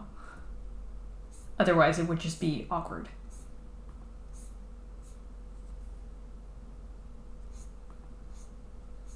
So what I'm saying is, you need to ridicule my.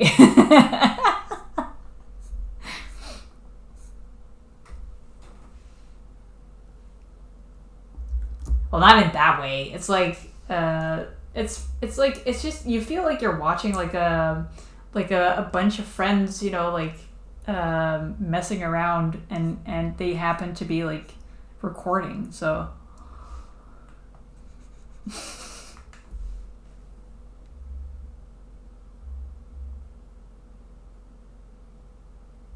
yeah.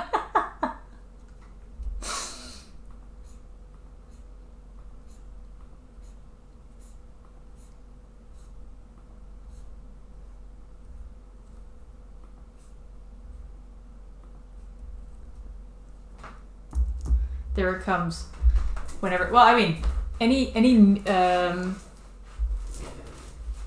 I know they're not mean. Like they're very like on the stream they're also like very like, oh, I love you and you're doing so good and whatever. It's like all that kind of stuff. So, but it's just with the marketing stuff they just like laugh, and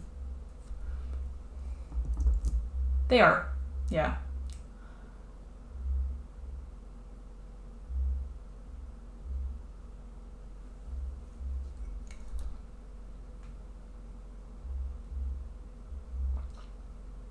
But I guess that's the hard part, right? Like, you have to try and figure out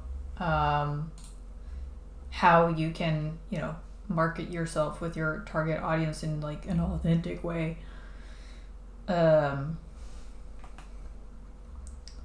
Basically, before it's too late.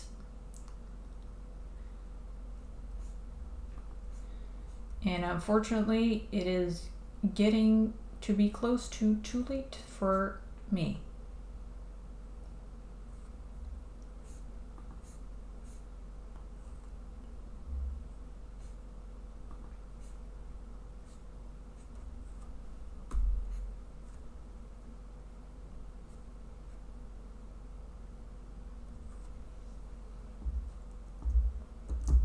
Yeah, I think they're brilliant at it.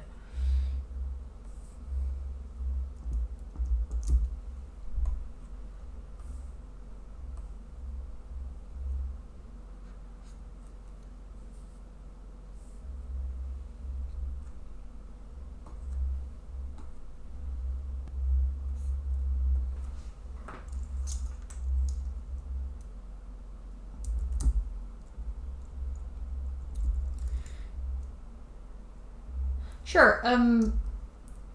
Actually, like that's the thing. I think if I step away from art, I might not come back to it.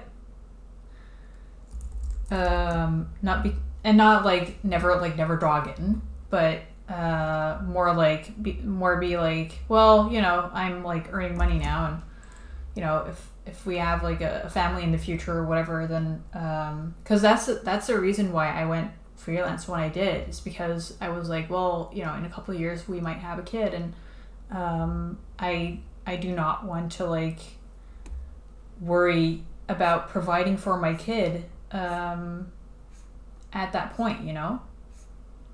That's like way more stressful than just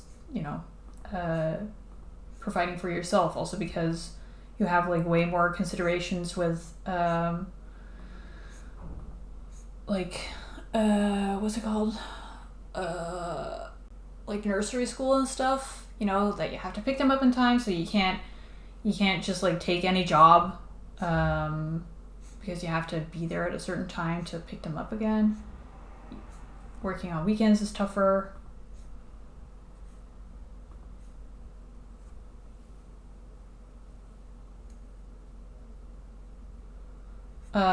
So I don't, if I find, and I don't really, I don't really see myself working, some kind of like entry level job, but like unskilled job for a couple of years, so I have to like switch careers, but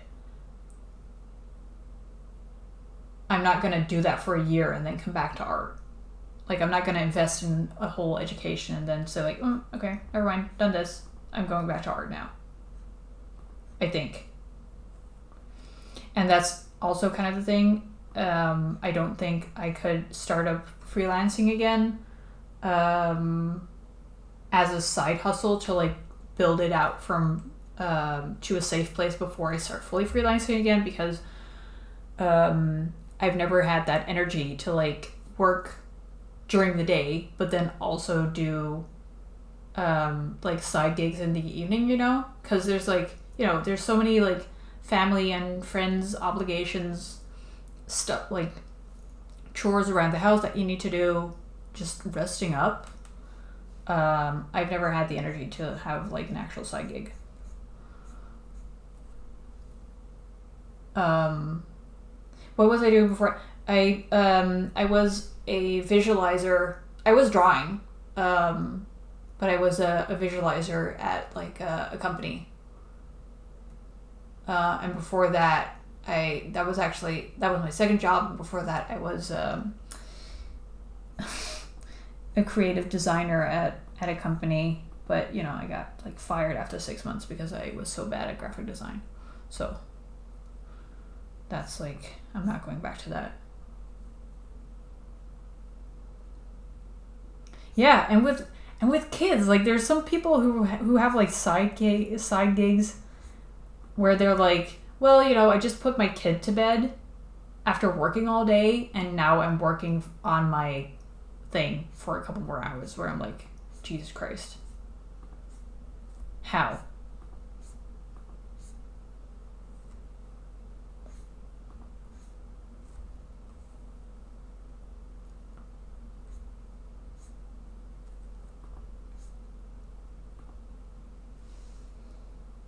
Yeah.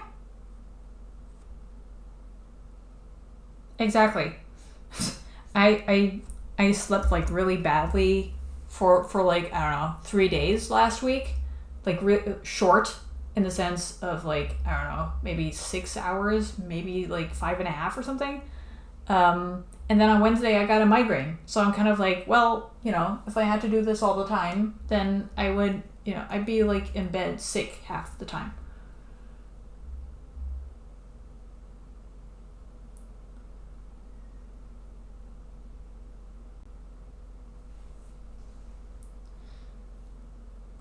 Yeah, exactly. It's, I don't know.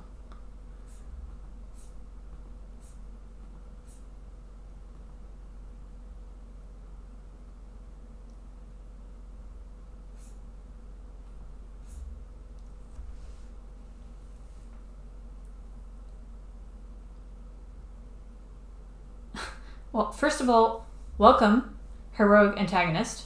And yes, I agree.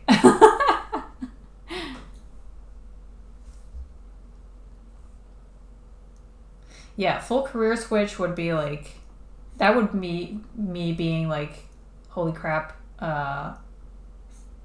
what the hell am I gonna do with my life? And then investing like another I don't know, 40,000 euros to actually like get the papers to do the other thing.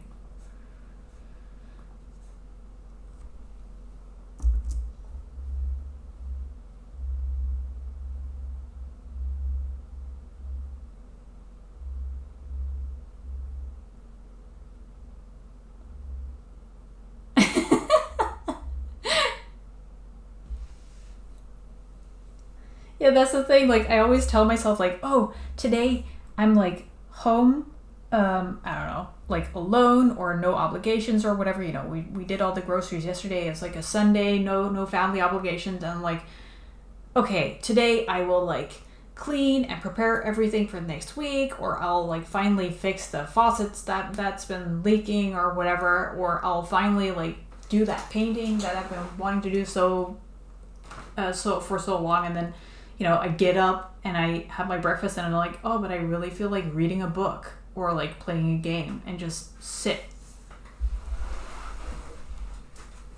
And that's I mean, that's also like time I need to just like recuperate from the whole freaking week.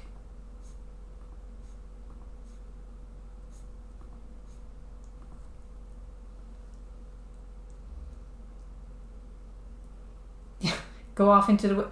Do you know how? I mean, um, I feel like because a lot of people say that, and then I feel like going off into the woods would be so expensive.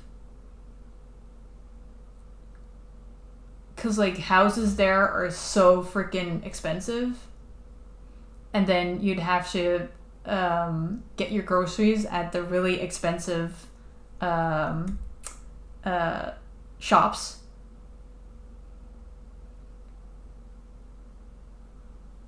Hold on, my computer is whining at me, so I'm gonna hold on. I will take a break for a couple minutes and then. Oh, okay. I misjudged the plan, I guess.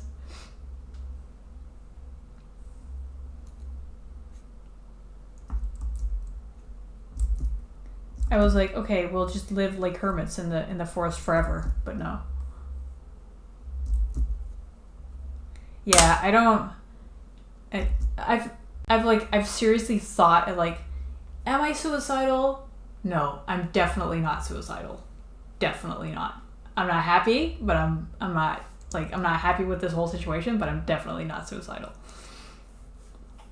Anyway, okay, I'm taking a break for like a couple minutes, and then I'll be back.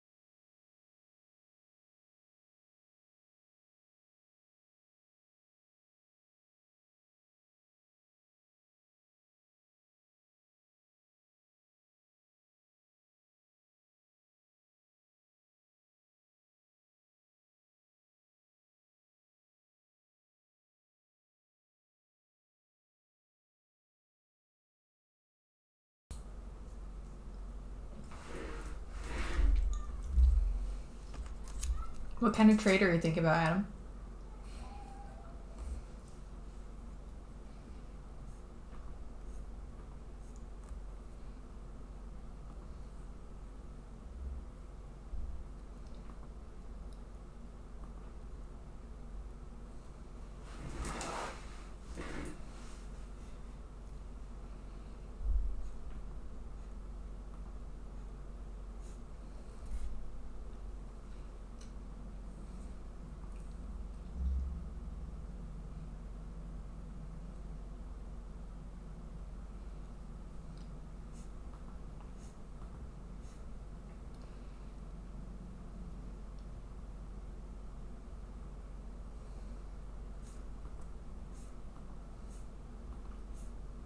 Oh yeah, having an honestly like the older I get, I mean, Captain, like you're saying, like, oh, if you're persistent, then things will kind of like work out. But I'm not sure if I have like faith in that anymore. I guess just because I feel like networking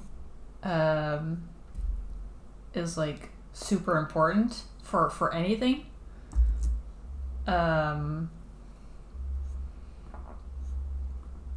Which is kind of like why I'm like, well, I might go into project management because I'll probably be good at it.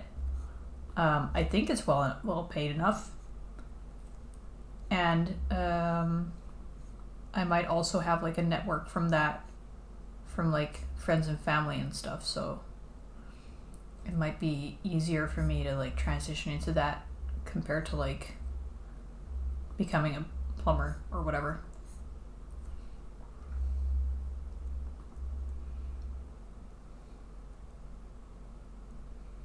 For me, anyway.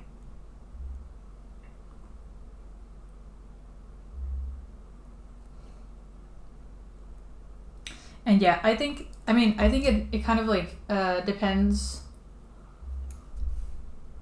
in terms of like how to approach a conversation like this. I feel like it really depends on like what phase of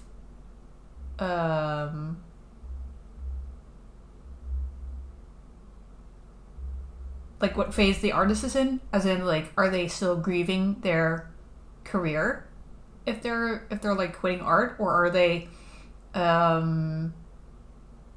like gearing up for something new, because right now I would not like the comment like, oh yeah, but something else can be really cool.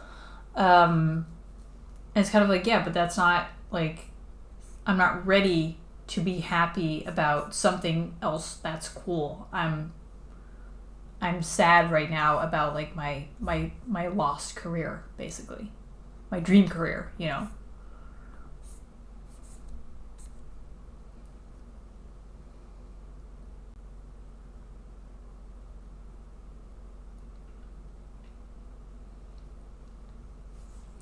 Yeah, exactly. How long are you willing to bet on it? And I feel like for me, I was willing to bet on it for a long time.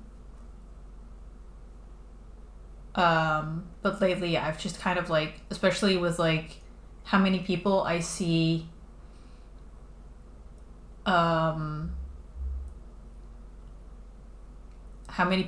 struggling, it's kind of like it kind of shows me like, okay, it's not just me, If it were just me, maybe I would have more of an issue giving it up, just because I thought like, I would think like, hey, well, I can improve myself. And I can keep working at it. But if everybody's struggling, then it's kind of like, well, it's just not, people aren't spending money on this stuff right now. So who am I to ask for it when I know there are like a lot of people who can do it faster and thus cheaper, but just as well. And why would I, join that race to the bottom if that's what people are looking for right now? It's also kind of like, I guess, some kind of elitism where I'm like, listen, I am too experienced to just go chasing after clients like this, you know. People need to see the value of what I do and respect that, and that they ask multiple artists what they would charge for something. That's fine. I do completely the same thing. But he can't like just go for lowest bidder. Bye, Panda. Thanks for dropping by. Sorry for this for this existential crisis talk all the while. But yeah, I keep thinking like about my own like consumer experiences, where I'm kind of like, yes, I ask for like, we're looking to like get our stairs redone, because like all nasty and stuff. But you ask like multiple shops like, hey, what do you guys charge? But you're also like looking like, are they dependable? Are they you know, how is like the quality compared to like what they want? So you just gotta have a good feeling about that. And that's the kind of approach I want clients to take, and not just like, oh, they're the cheapest, so I'll just go with them. And honestly, I'm kind of like clients who say like, well, I've had too many artists who didn't respond to me or whatever, or just ghosted me after a while. So I just stopped commissioning. I'm kind of like, what kind of artists were you commissioning all the time? Were you going for like the cheapest option? Because we just did that with the stairs, and we got like bitten hard. Well, not that hard, but we realized it was a mistake and like canceled the whole order, because it's like, Jesus Christ, that went badly.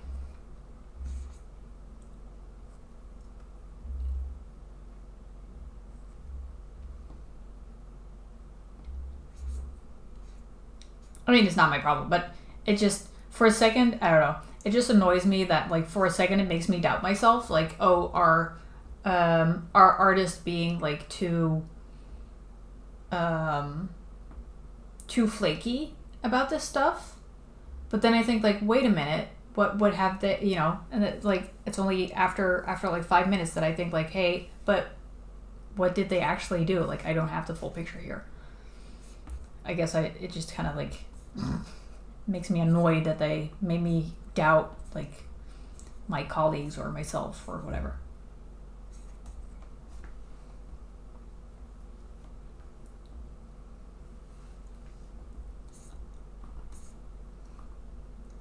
Yeah, but I don't know. I don't want to like aggressively market myself, because, or I mean aggressively price myself, because I know which kinds of clients it attracts.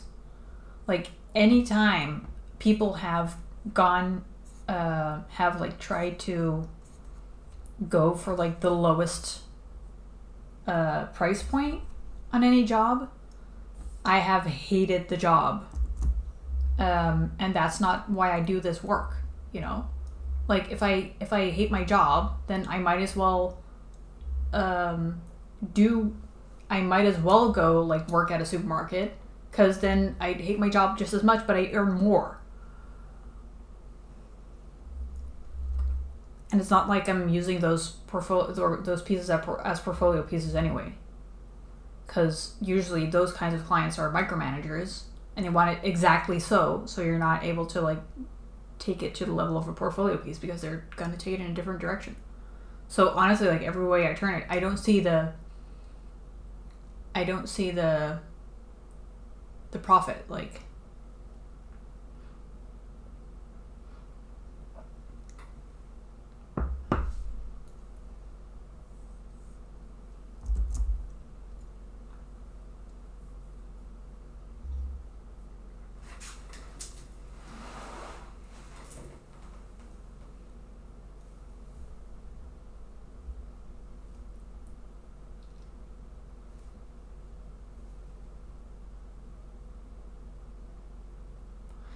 I mean, if you need to, like, I guess I just never see the need. Like, I never I never see the upside to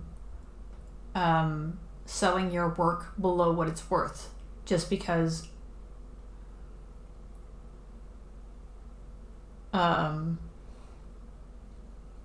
you might as well, be working in a supermarket or whatever.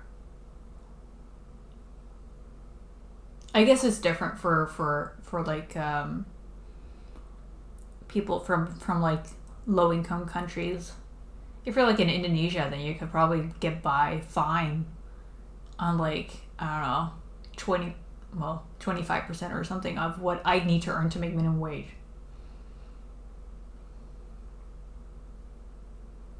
Exactly. It really feels like a waste of time.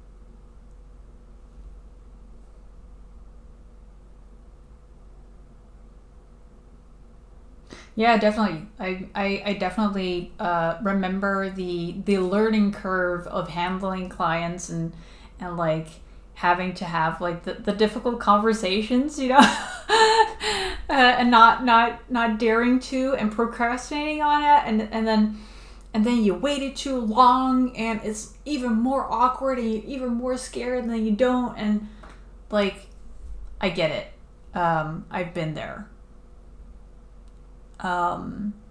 It's just like on the client side, it makes me think like if you're consistently getting bad results when you're commissioning people for like a $25 sketch, maybe it's maybe there's a reason.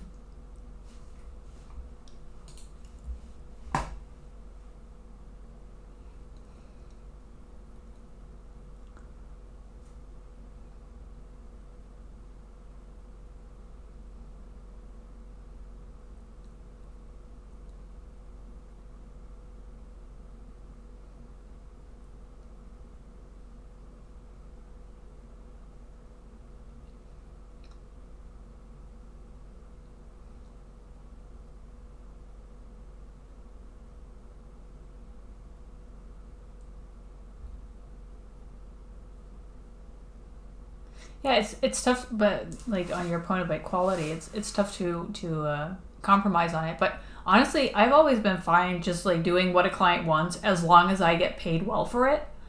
Um, like if they're paying me $75 an hour or euros an hour, then I am fine just saying like, oh, you want it like blue instead of red? Okay, I don't care, because I'll be I'll have enough time later because I'm like earning enough from like working for a client like 3 days a week that I can take 2 days a week to do my own whatever.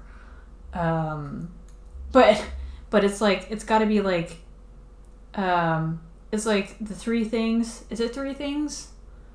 Money, um, like easy to work with, and portfolio or something. And it's got to have like two out of three. It's kind of like a Venn diagram, I guess. But if you're working for like low paying clients, then usually you can't use it on your portfolio and they're not easy to work with. And there's no money. Huh. So there's no overlap in the Venn diagram. Yeah, I was just thinking about it like from an artist perspective. So if you have like uh quality, cost, time. But basically what you want out of it is like you want salary, you want a portfolio piece, okay?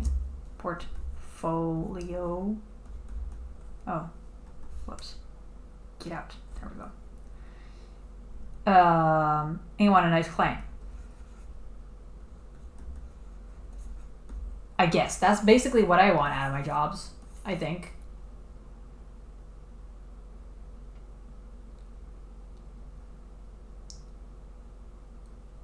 Yeah, I guess if you're talking about like overlap, then I guess like cost would be the salary, time would be portfolio, and quality would be like nice client. Or time would be portfolio, and quality would be nice client. Because like the quality of the job, nah, I think I'd go for the first one.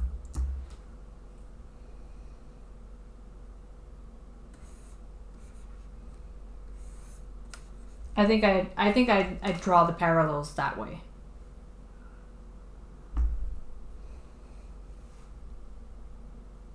Because I feel like if you, well, I can justify it for myself like in many different ways. I can't like the way I justify it for myself is like,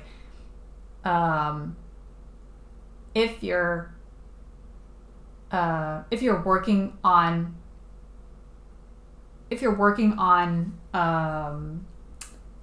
a low salary, then you don't need that time to actually work on a portfolio piece yourself because you're working on it on the client's time, so you can like spare the salary.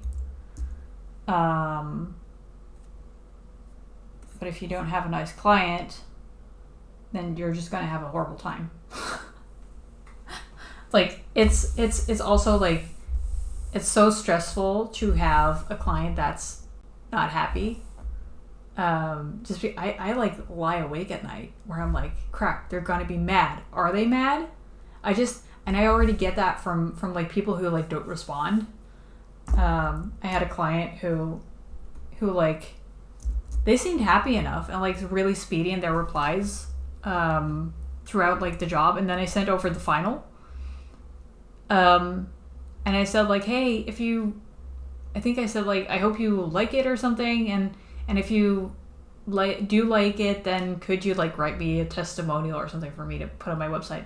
And then they just paid and didn't respond, like not even with like, oh yes, nice work. And I was like, crap, they hate it. I made the wrong edits and the final thing. I rendered it wrong. What did I do? They hate me. And then they came back to me like a couple weeks later, like, oh yeah, I never responded because I wanted to like write something really nice for you, so I didn't just want to write one sentence, and then it slipped my mind.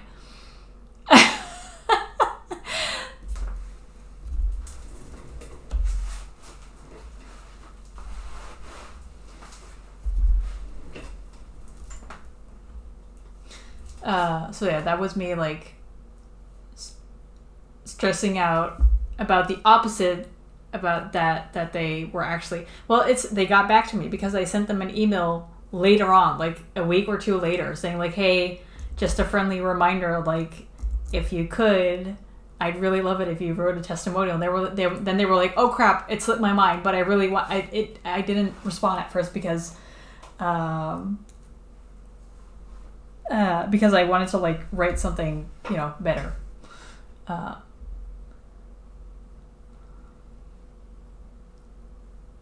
Of course, but I mean, yes, that communication is on them, but still, you just want to do a good job, And I also like, I hate it when I don't know why I did a bad job, because then I can't improve on it for next time. Antagonist, that's exactly right. Are you like a client or are you an artist yourself?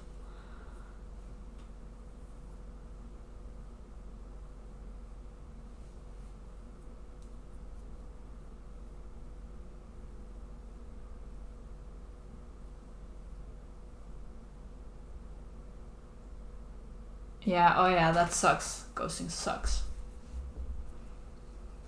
Usually I can kind of like let it go, but if we've had like a little more contact, then it's kind of like, please just give me like a one sentence email saying like, I'm going through a rough time, I can't reply to you now, bye.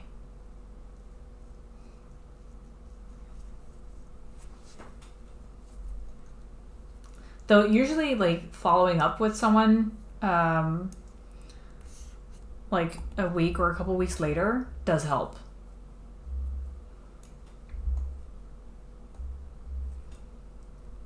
Because usually it's like about them forgetting to get back to you and still meaning to, but then not doing it, and then like a couple weeks later, if you like get back to them, then they're like, oh crap, I forgot, but they canceled their Patreon pledge.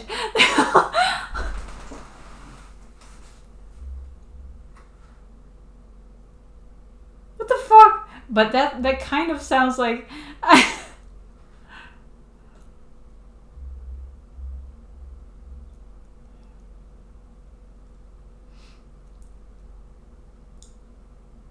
It kind of sounds like they fell on hard times and like had to like cancel their pledge and didn't have like the emotional bandwidth to actually let you know, Adam.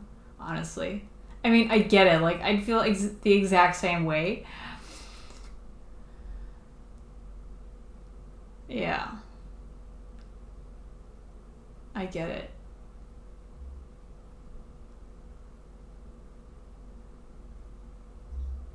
Yeah, that's a shitty thing, right? Like, you know that there's a rational explanation, but you can't get yourself to actually emotionally believe it.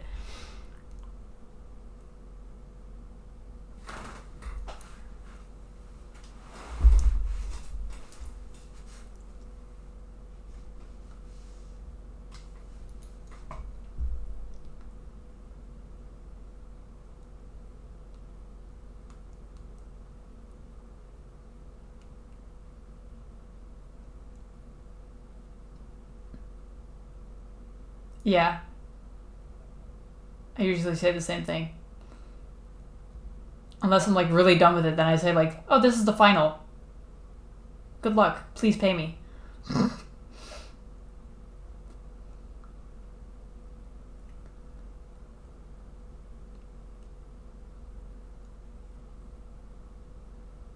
I guess it also doesn't help that like a lot of this client stuff is like over email, so you don't really like actually know like you know, their inflection of their words when they're speaking to you. You don't know their personality that much. You don't know them in real life, so you don't really know what's going on, or if they really liked you, or if they were just saying it to be friendly and then secretly didn't like it or something.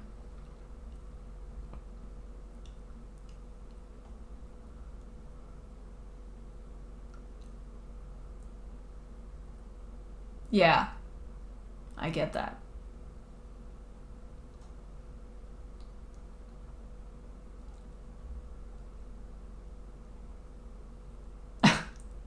Actually, I was gonna ask antagonist, like, what kind of things would you like to draw more of?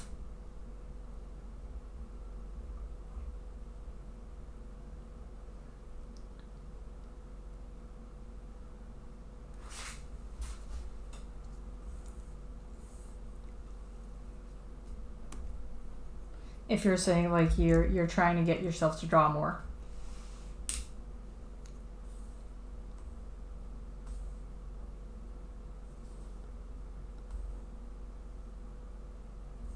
You know, I kind of almost just want to take this sketch and put a black layer over it and just call it done. It looks kind of inked. Inked enough at the scale. I think I'll just leave it like that.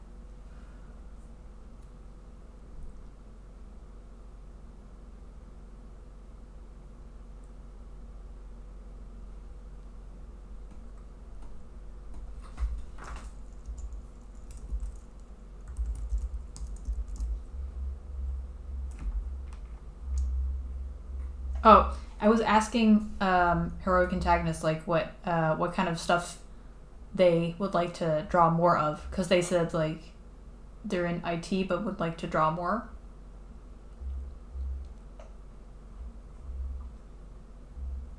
And I'm also curious, what was your commissioning experience like? Was it like a good experience, or was it like a really bad experience, or neutral?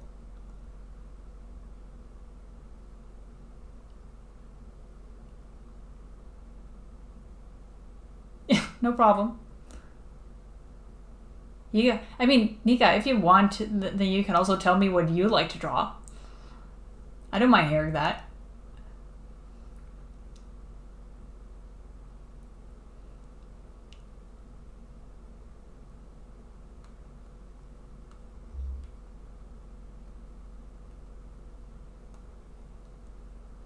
Oh, that's cool. I think most people will agree that's a really good way to draw more antagonists. Like, um, no, it's my stream, and I'm saying she's allowed.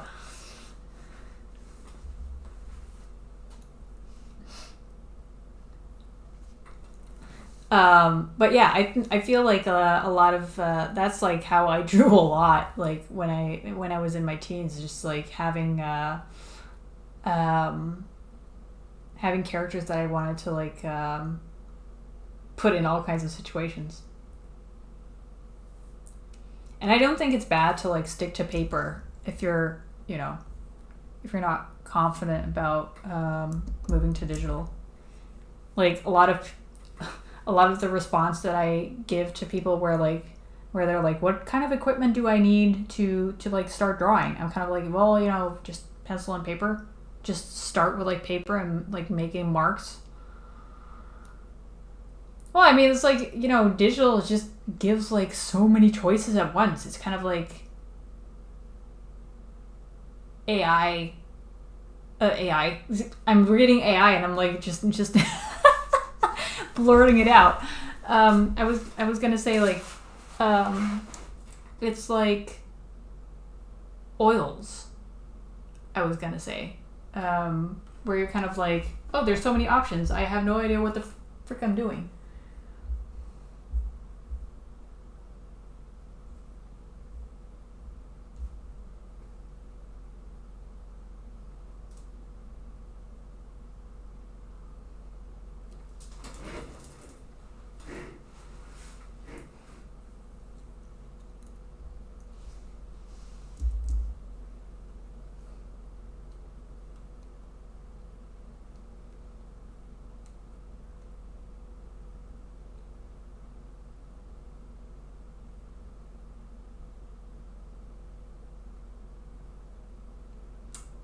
Hold on. The artist told you, was it like a friend? Or did they just like tell you they were like going through an ADHD diagnosis and trying to quit smoking and like,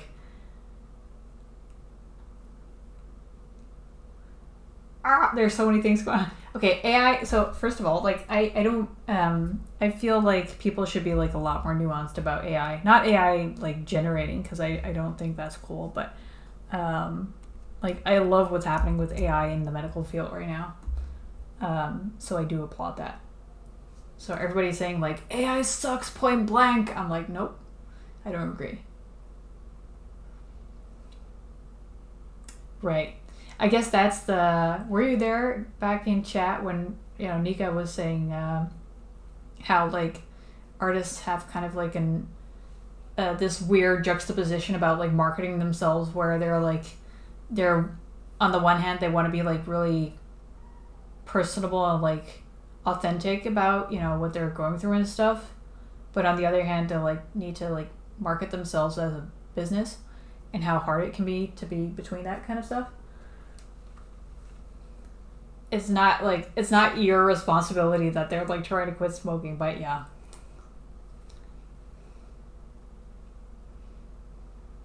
I feel like even if you're trying to quit smoking, you should. I mean, I get I do understand I think like a lot of everyone here can attest to the fact that sketches don't always keep their energy, and sometimes we're like happier with sketches than we are with like the final thing.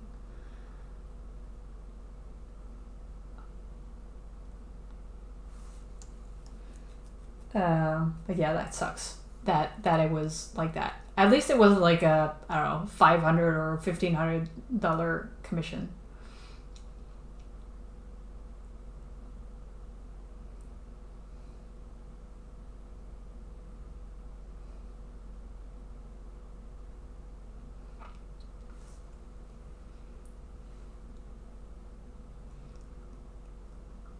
Aww.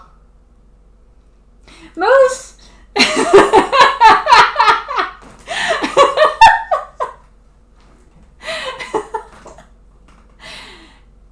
Moose, we were talking about you like an hour ago, I think. Like, oh, maybe if we say Moose 3 times in a mirror, then he'll show up.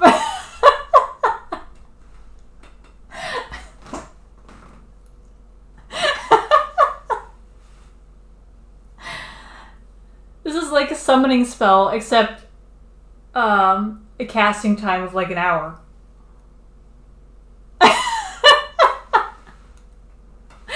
Jeez. We're such a bunch of nerds that we're making these jokes.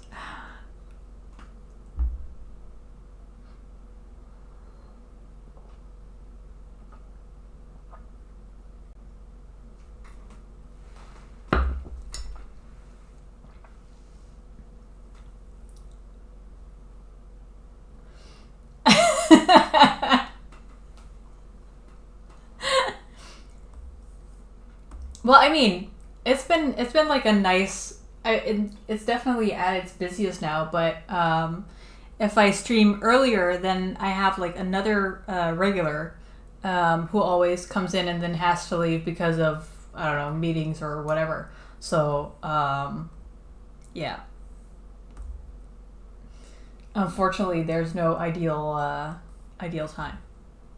But this was kind of funny.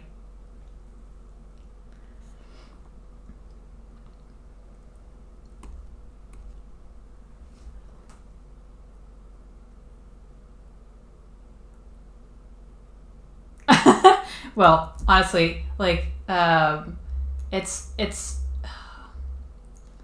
there's a difference between like buying a, I don't know, $100 tablet and like actually commissioning an artist, because like my commissions start at $100 for a sketch, I think. So it's not really a comparable purchase, I would say.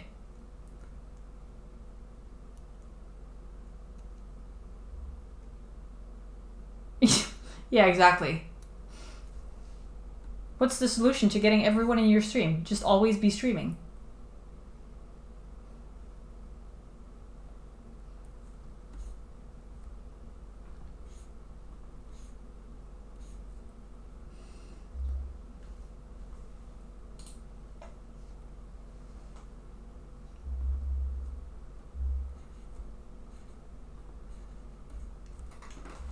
By the way, I said I had issues with like drawing sexy girls, but here I am drawing the sexy guy without qualms.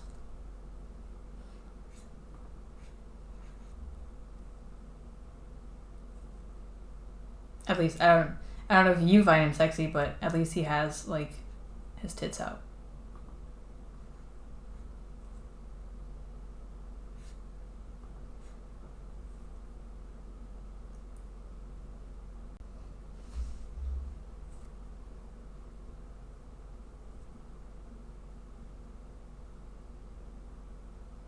A wide window, as in like long streaming hours. That's funny because I got like a lot of I saw a lot of advice on by, oh no, that was for like reaching affiliate, I think, where people were like, I'm not reaching affiliate, and then other people were like, well, then you should be like streaming shorter during the times that people will actually watch your stream and not stay online after everyone has left or if nobody's coming.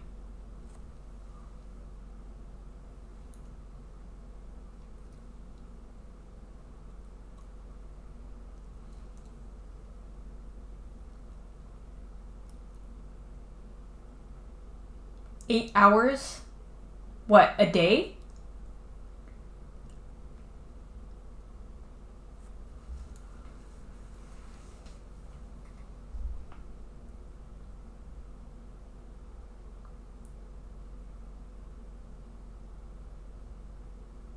Jesus Christ.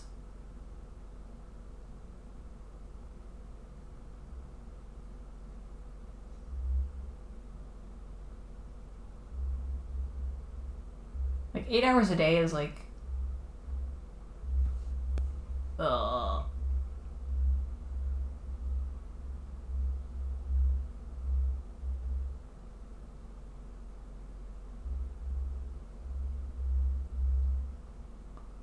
Oh yeah, exactly. I'm getting distracted. Listen,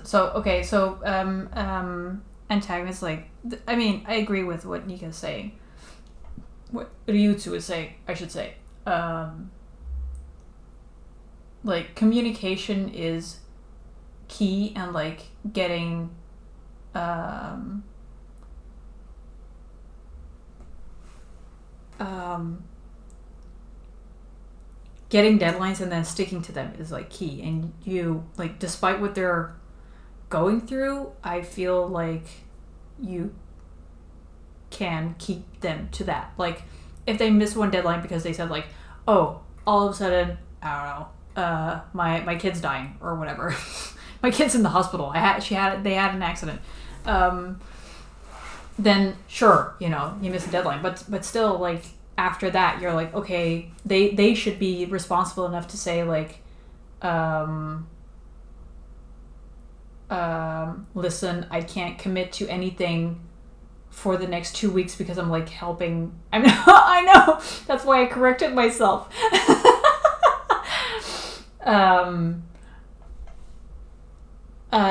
But, like, they should be responsible enough to say, like, hey, I can't commit to, like, any schedule for the next couple of weeks because I have to help my kid. Don't distract me. I'm trying to make a point here. If they're continually, like, committing to something and then missing deadlines, that's, like, you get, like, one pass, maybe two. That's it.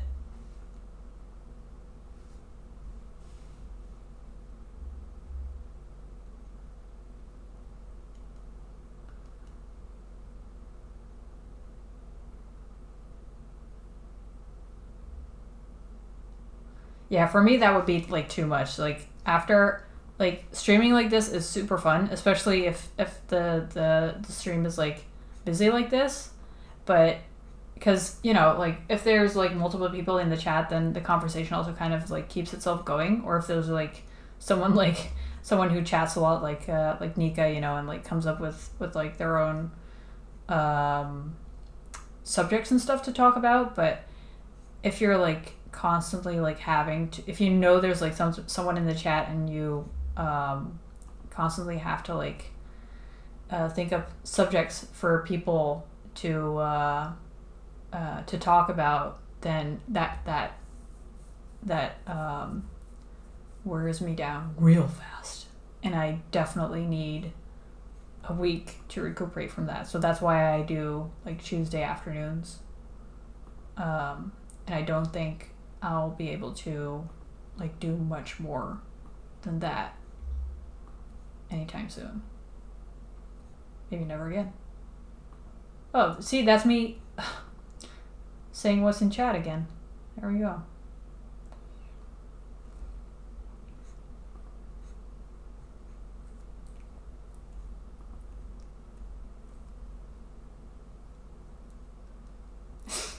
Yeah, and it's much appreciated, Nika, like, seriously.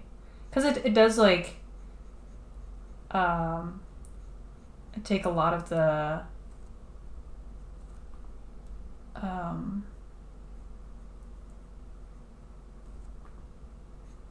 edge off, in the sense that, like, I don't have to be scrambling for like, a subject to talk about, you know? If there's, like, multiple people in the chat, then subjects just kind of, like, flow into each other, which is great.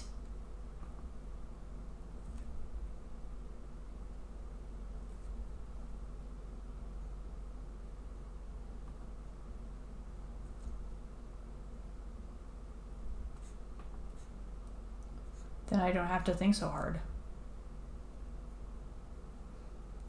Yeah, it's definitely helpful. Don't ever doubt that.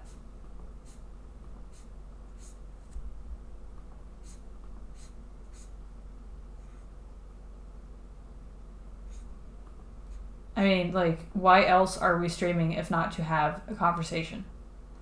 Like, if I wanted quiet time, then I wouldn't be streaming.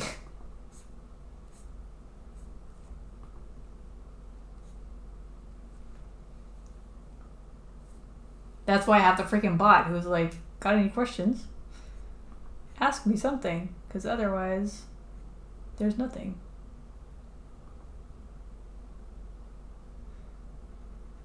I mean, if that's your thing, I'm just saying it's not my thing. I feel, terribly awkward. I actually notice it in like my breathing. If there's like nobody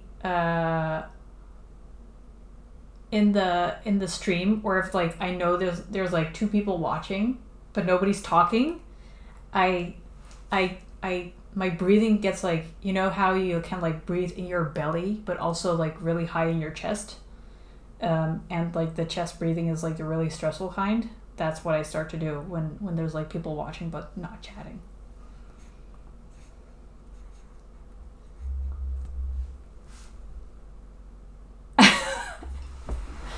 Jeez, I really had to like focus and read that last sentence, Adam. I don't even I have the accent in my head, but I am very scared to like actually read it aloud because I'm very scared that it will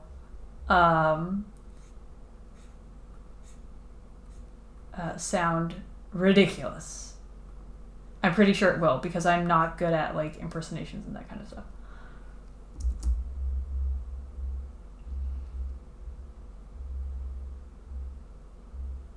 Would that work? There's a thing, right? That I think I saw that like in some kind of like when I was adjusting the panels for the like below. I saw there was like an option for that kind of stuff, I think.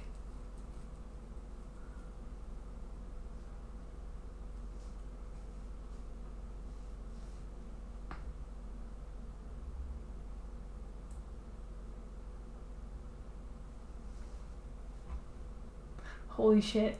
That would be fun.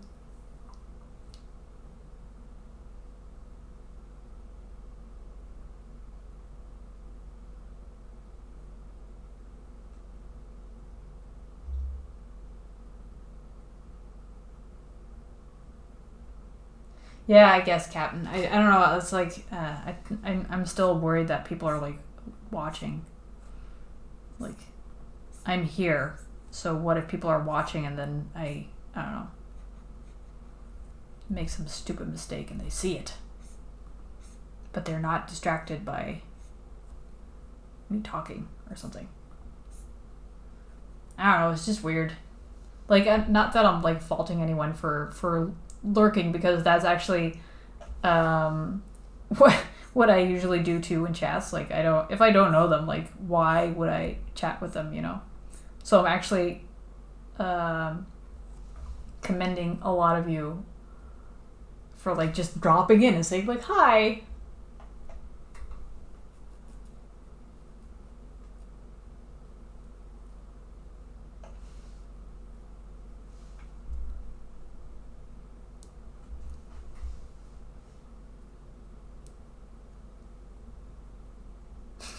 Good. I'm glad this is a nice space for conversation, because that's what I'm all about.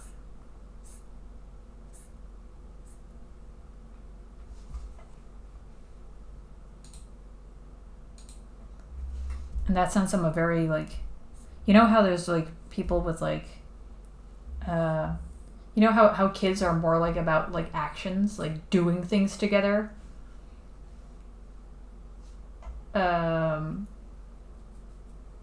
And some people are more like talking together, and I'm like more the talky type. Even though I do get very I'm not super extroverted, so it does like take me energy instead of like giving it to me, but it also gives me energy. But whatever, you know what I mean.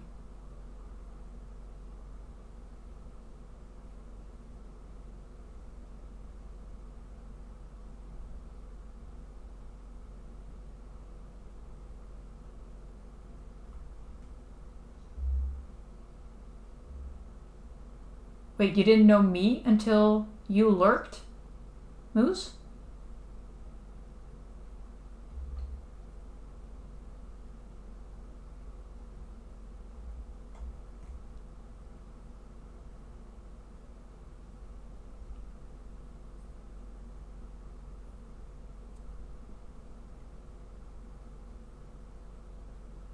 That's very philosophical of you.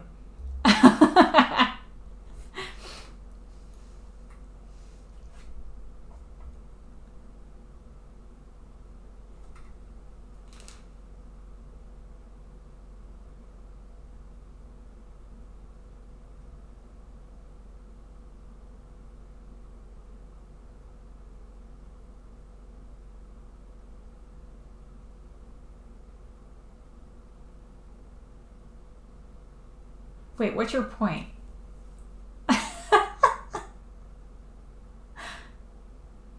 Oh, like so.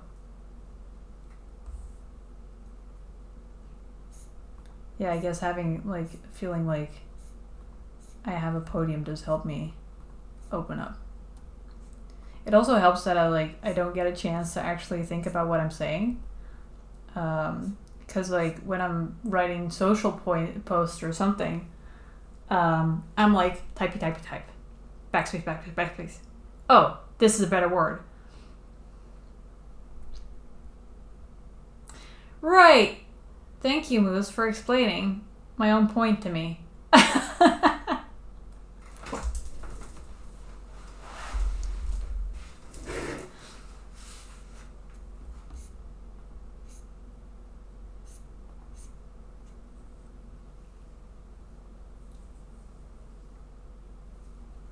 But yeah, I am like more spontaneous on these streams than I am like online, because I am an overthinker in the sense that I will delete a lot of what I type online.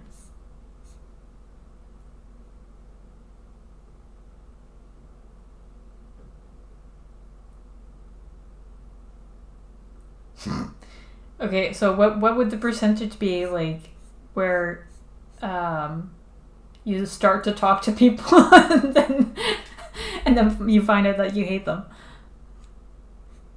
But I mean, we talked before.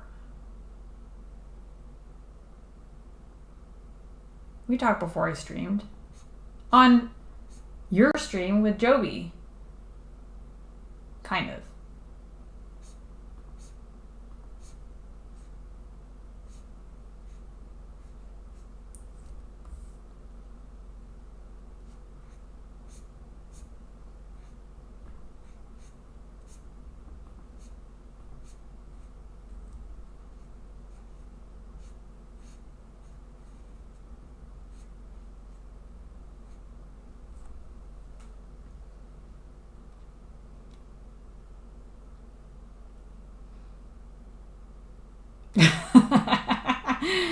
Being a dead horse.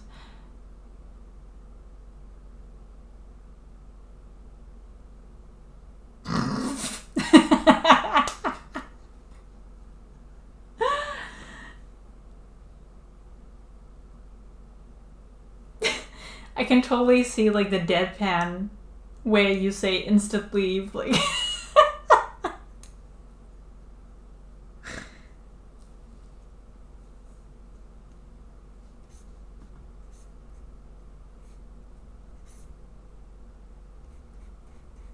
And I haven't even talked in your stream, so I don't know you.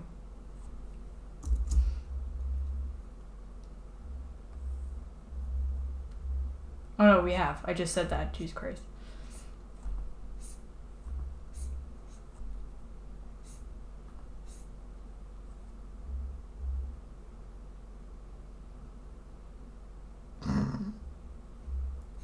Oh dear. Well, honestly, I feel like I do that a lot, but apparently you haven't clocked it yet.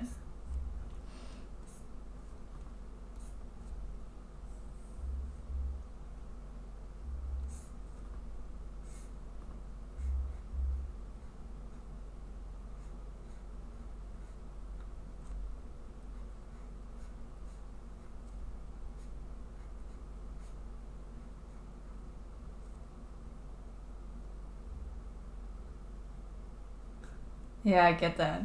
I totally get that feeling. Unfortunately, I think you always need to deal with them. Like, they're always around.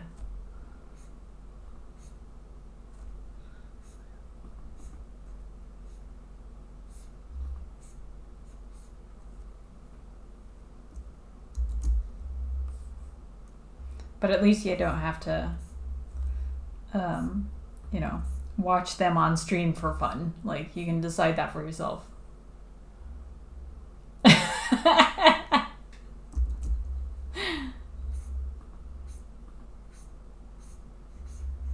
had this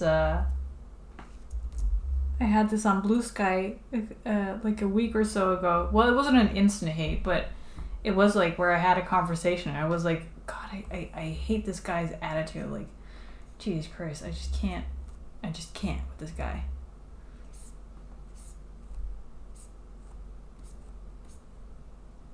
We were having a discussion about rates, obviously. That's the only thing I have discussions about online. Anyway. And they kept like kind of like moving the goalpost and like talking about other things, even though I was trying to make a point, and I was like, Jesus Christ, you're not listening to me, so screw you. Yeah. That was that guy. The only positivity guy.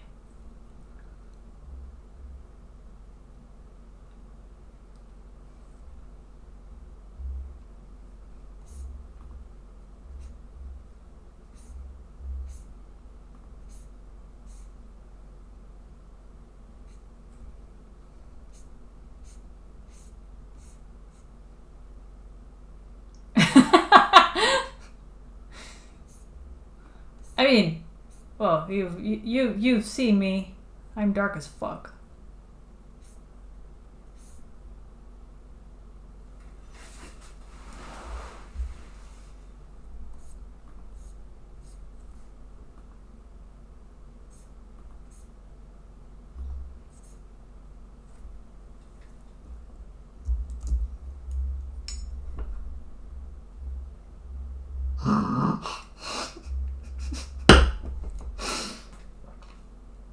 It was just a hypothetical example, people. Jeez Christ. You know what was funny? We were having like a birthday dinner with my parents like a couple of weeks ago, and they were talking about like how many people curse, and they were like, well, you curse a lot. They were saying that to like my brother, and then to my sister they were like kind of like, well, you don't curse a lot. And then they turned to me and they were like, and you also never curse, or you don't curse a lot. I was like, well, not when you're around, I don't.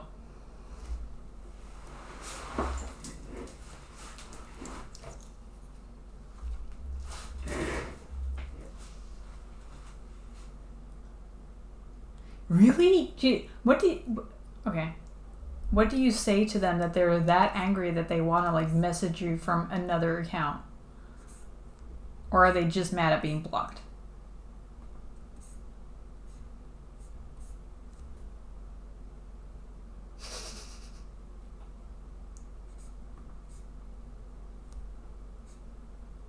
Do you know the kid? Is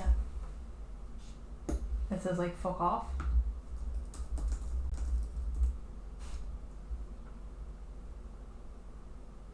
What was it again? Oh yeah, monkey on the car.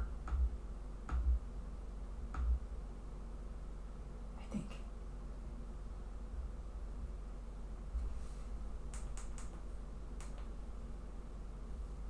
Hold on. I'm looking for it. Hold on.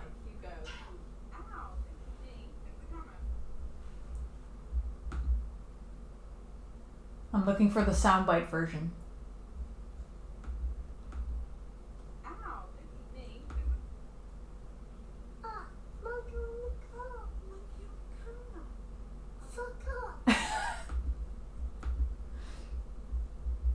I have it. Hold on.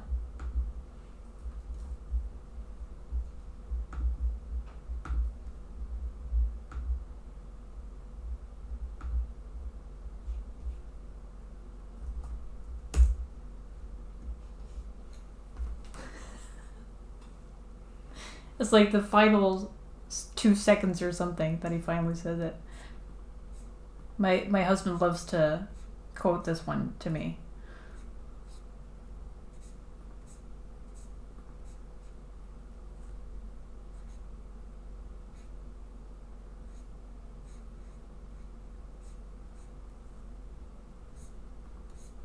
Fuck off.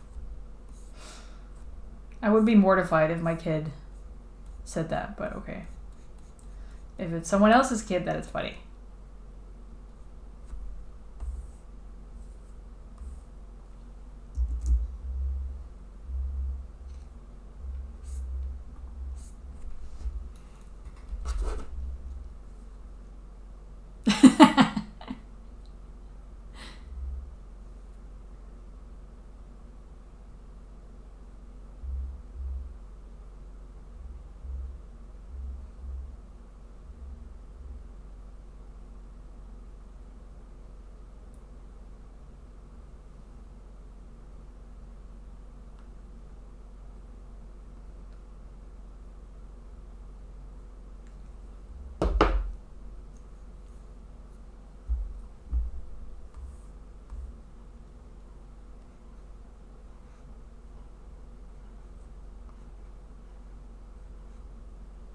Jeez, it's 6 o'clock.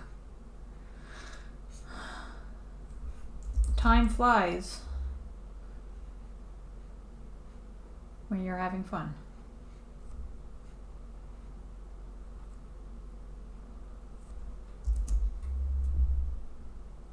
No, it's a, oh, I don't have it drawn in there, but look, he's leaning on a tree.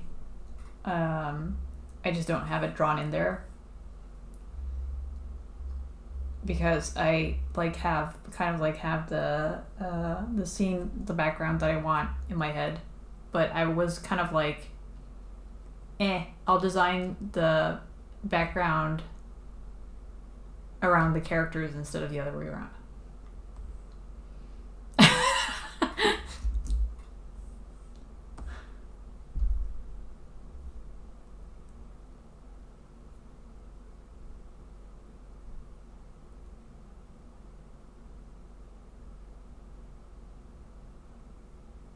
There's a skunk in the forest, but it came out. There's a skunk in the forest. I used to have my babysitter. I would go to her instead of them coming to me, and she had 2 kids, and one of them couldn't say the R. So that was fun with them trying to say my name.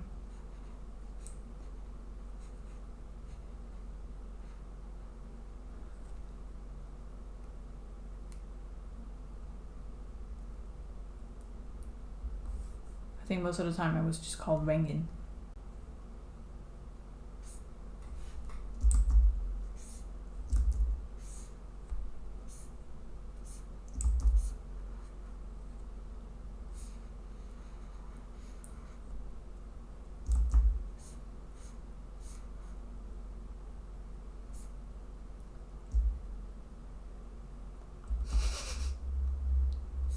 Anyway, I do think I need to go because we're having someone over for dinner, and I think they're gonna be here soon.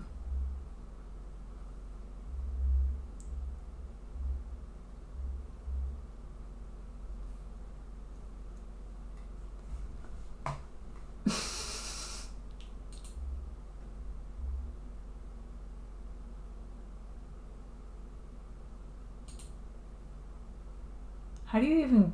Is that how do you even get those emojis? Is that... I never chat with emojis. That's painfully obvious now, but...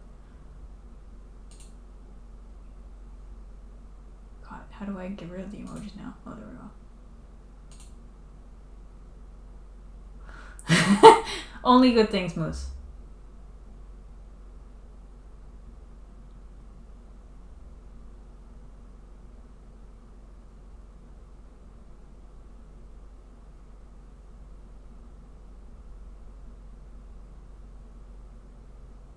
A follow emoji?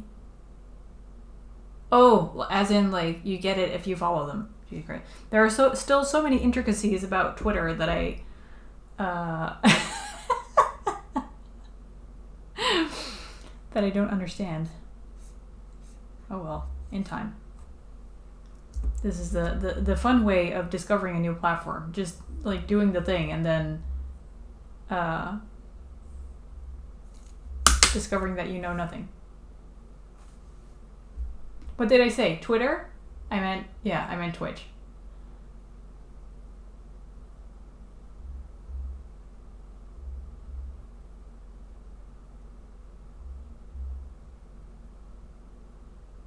Whoops. We're not even allowed to say Twitter anymore. It's supposed to be X. I'm never going to say X. I'm always going to say Twitter, I think. I just refuse.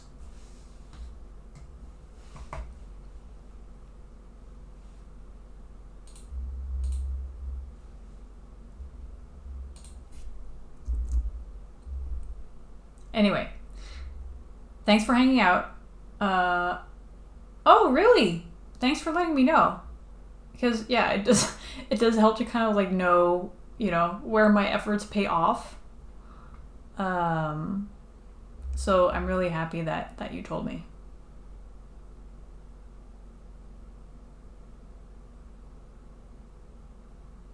Aw, thank you. Yeah, you're gonna make me cry.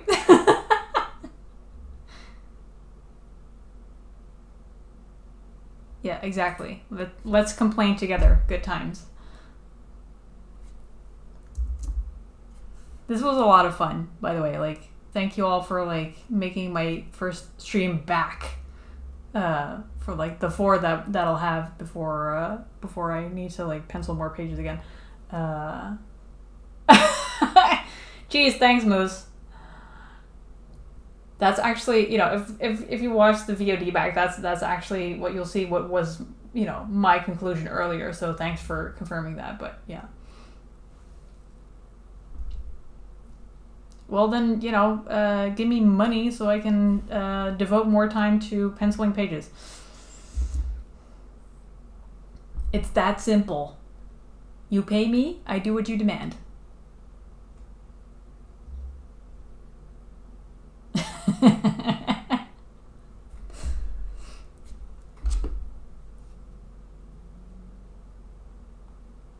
All right, I'm leaving. Thank you for coming. This was really fun. I'm here next week if you feel like hanging out again. And yeah, I'll get to scamming the dumb people.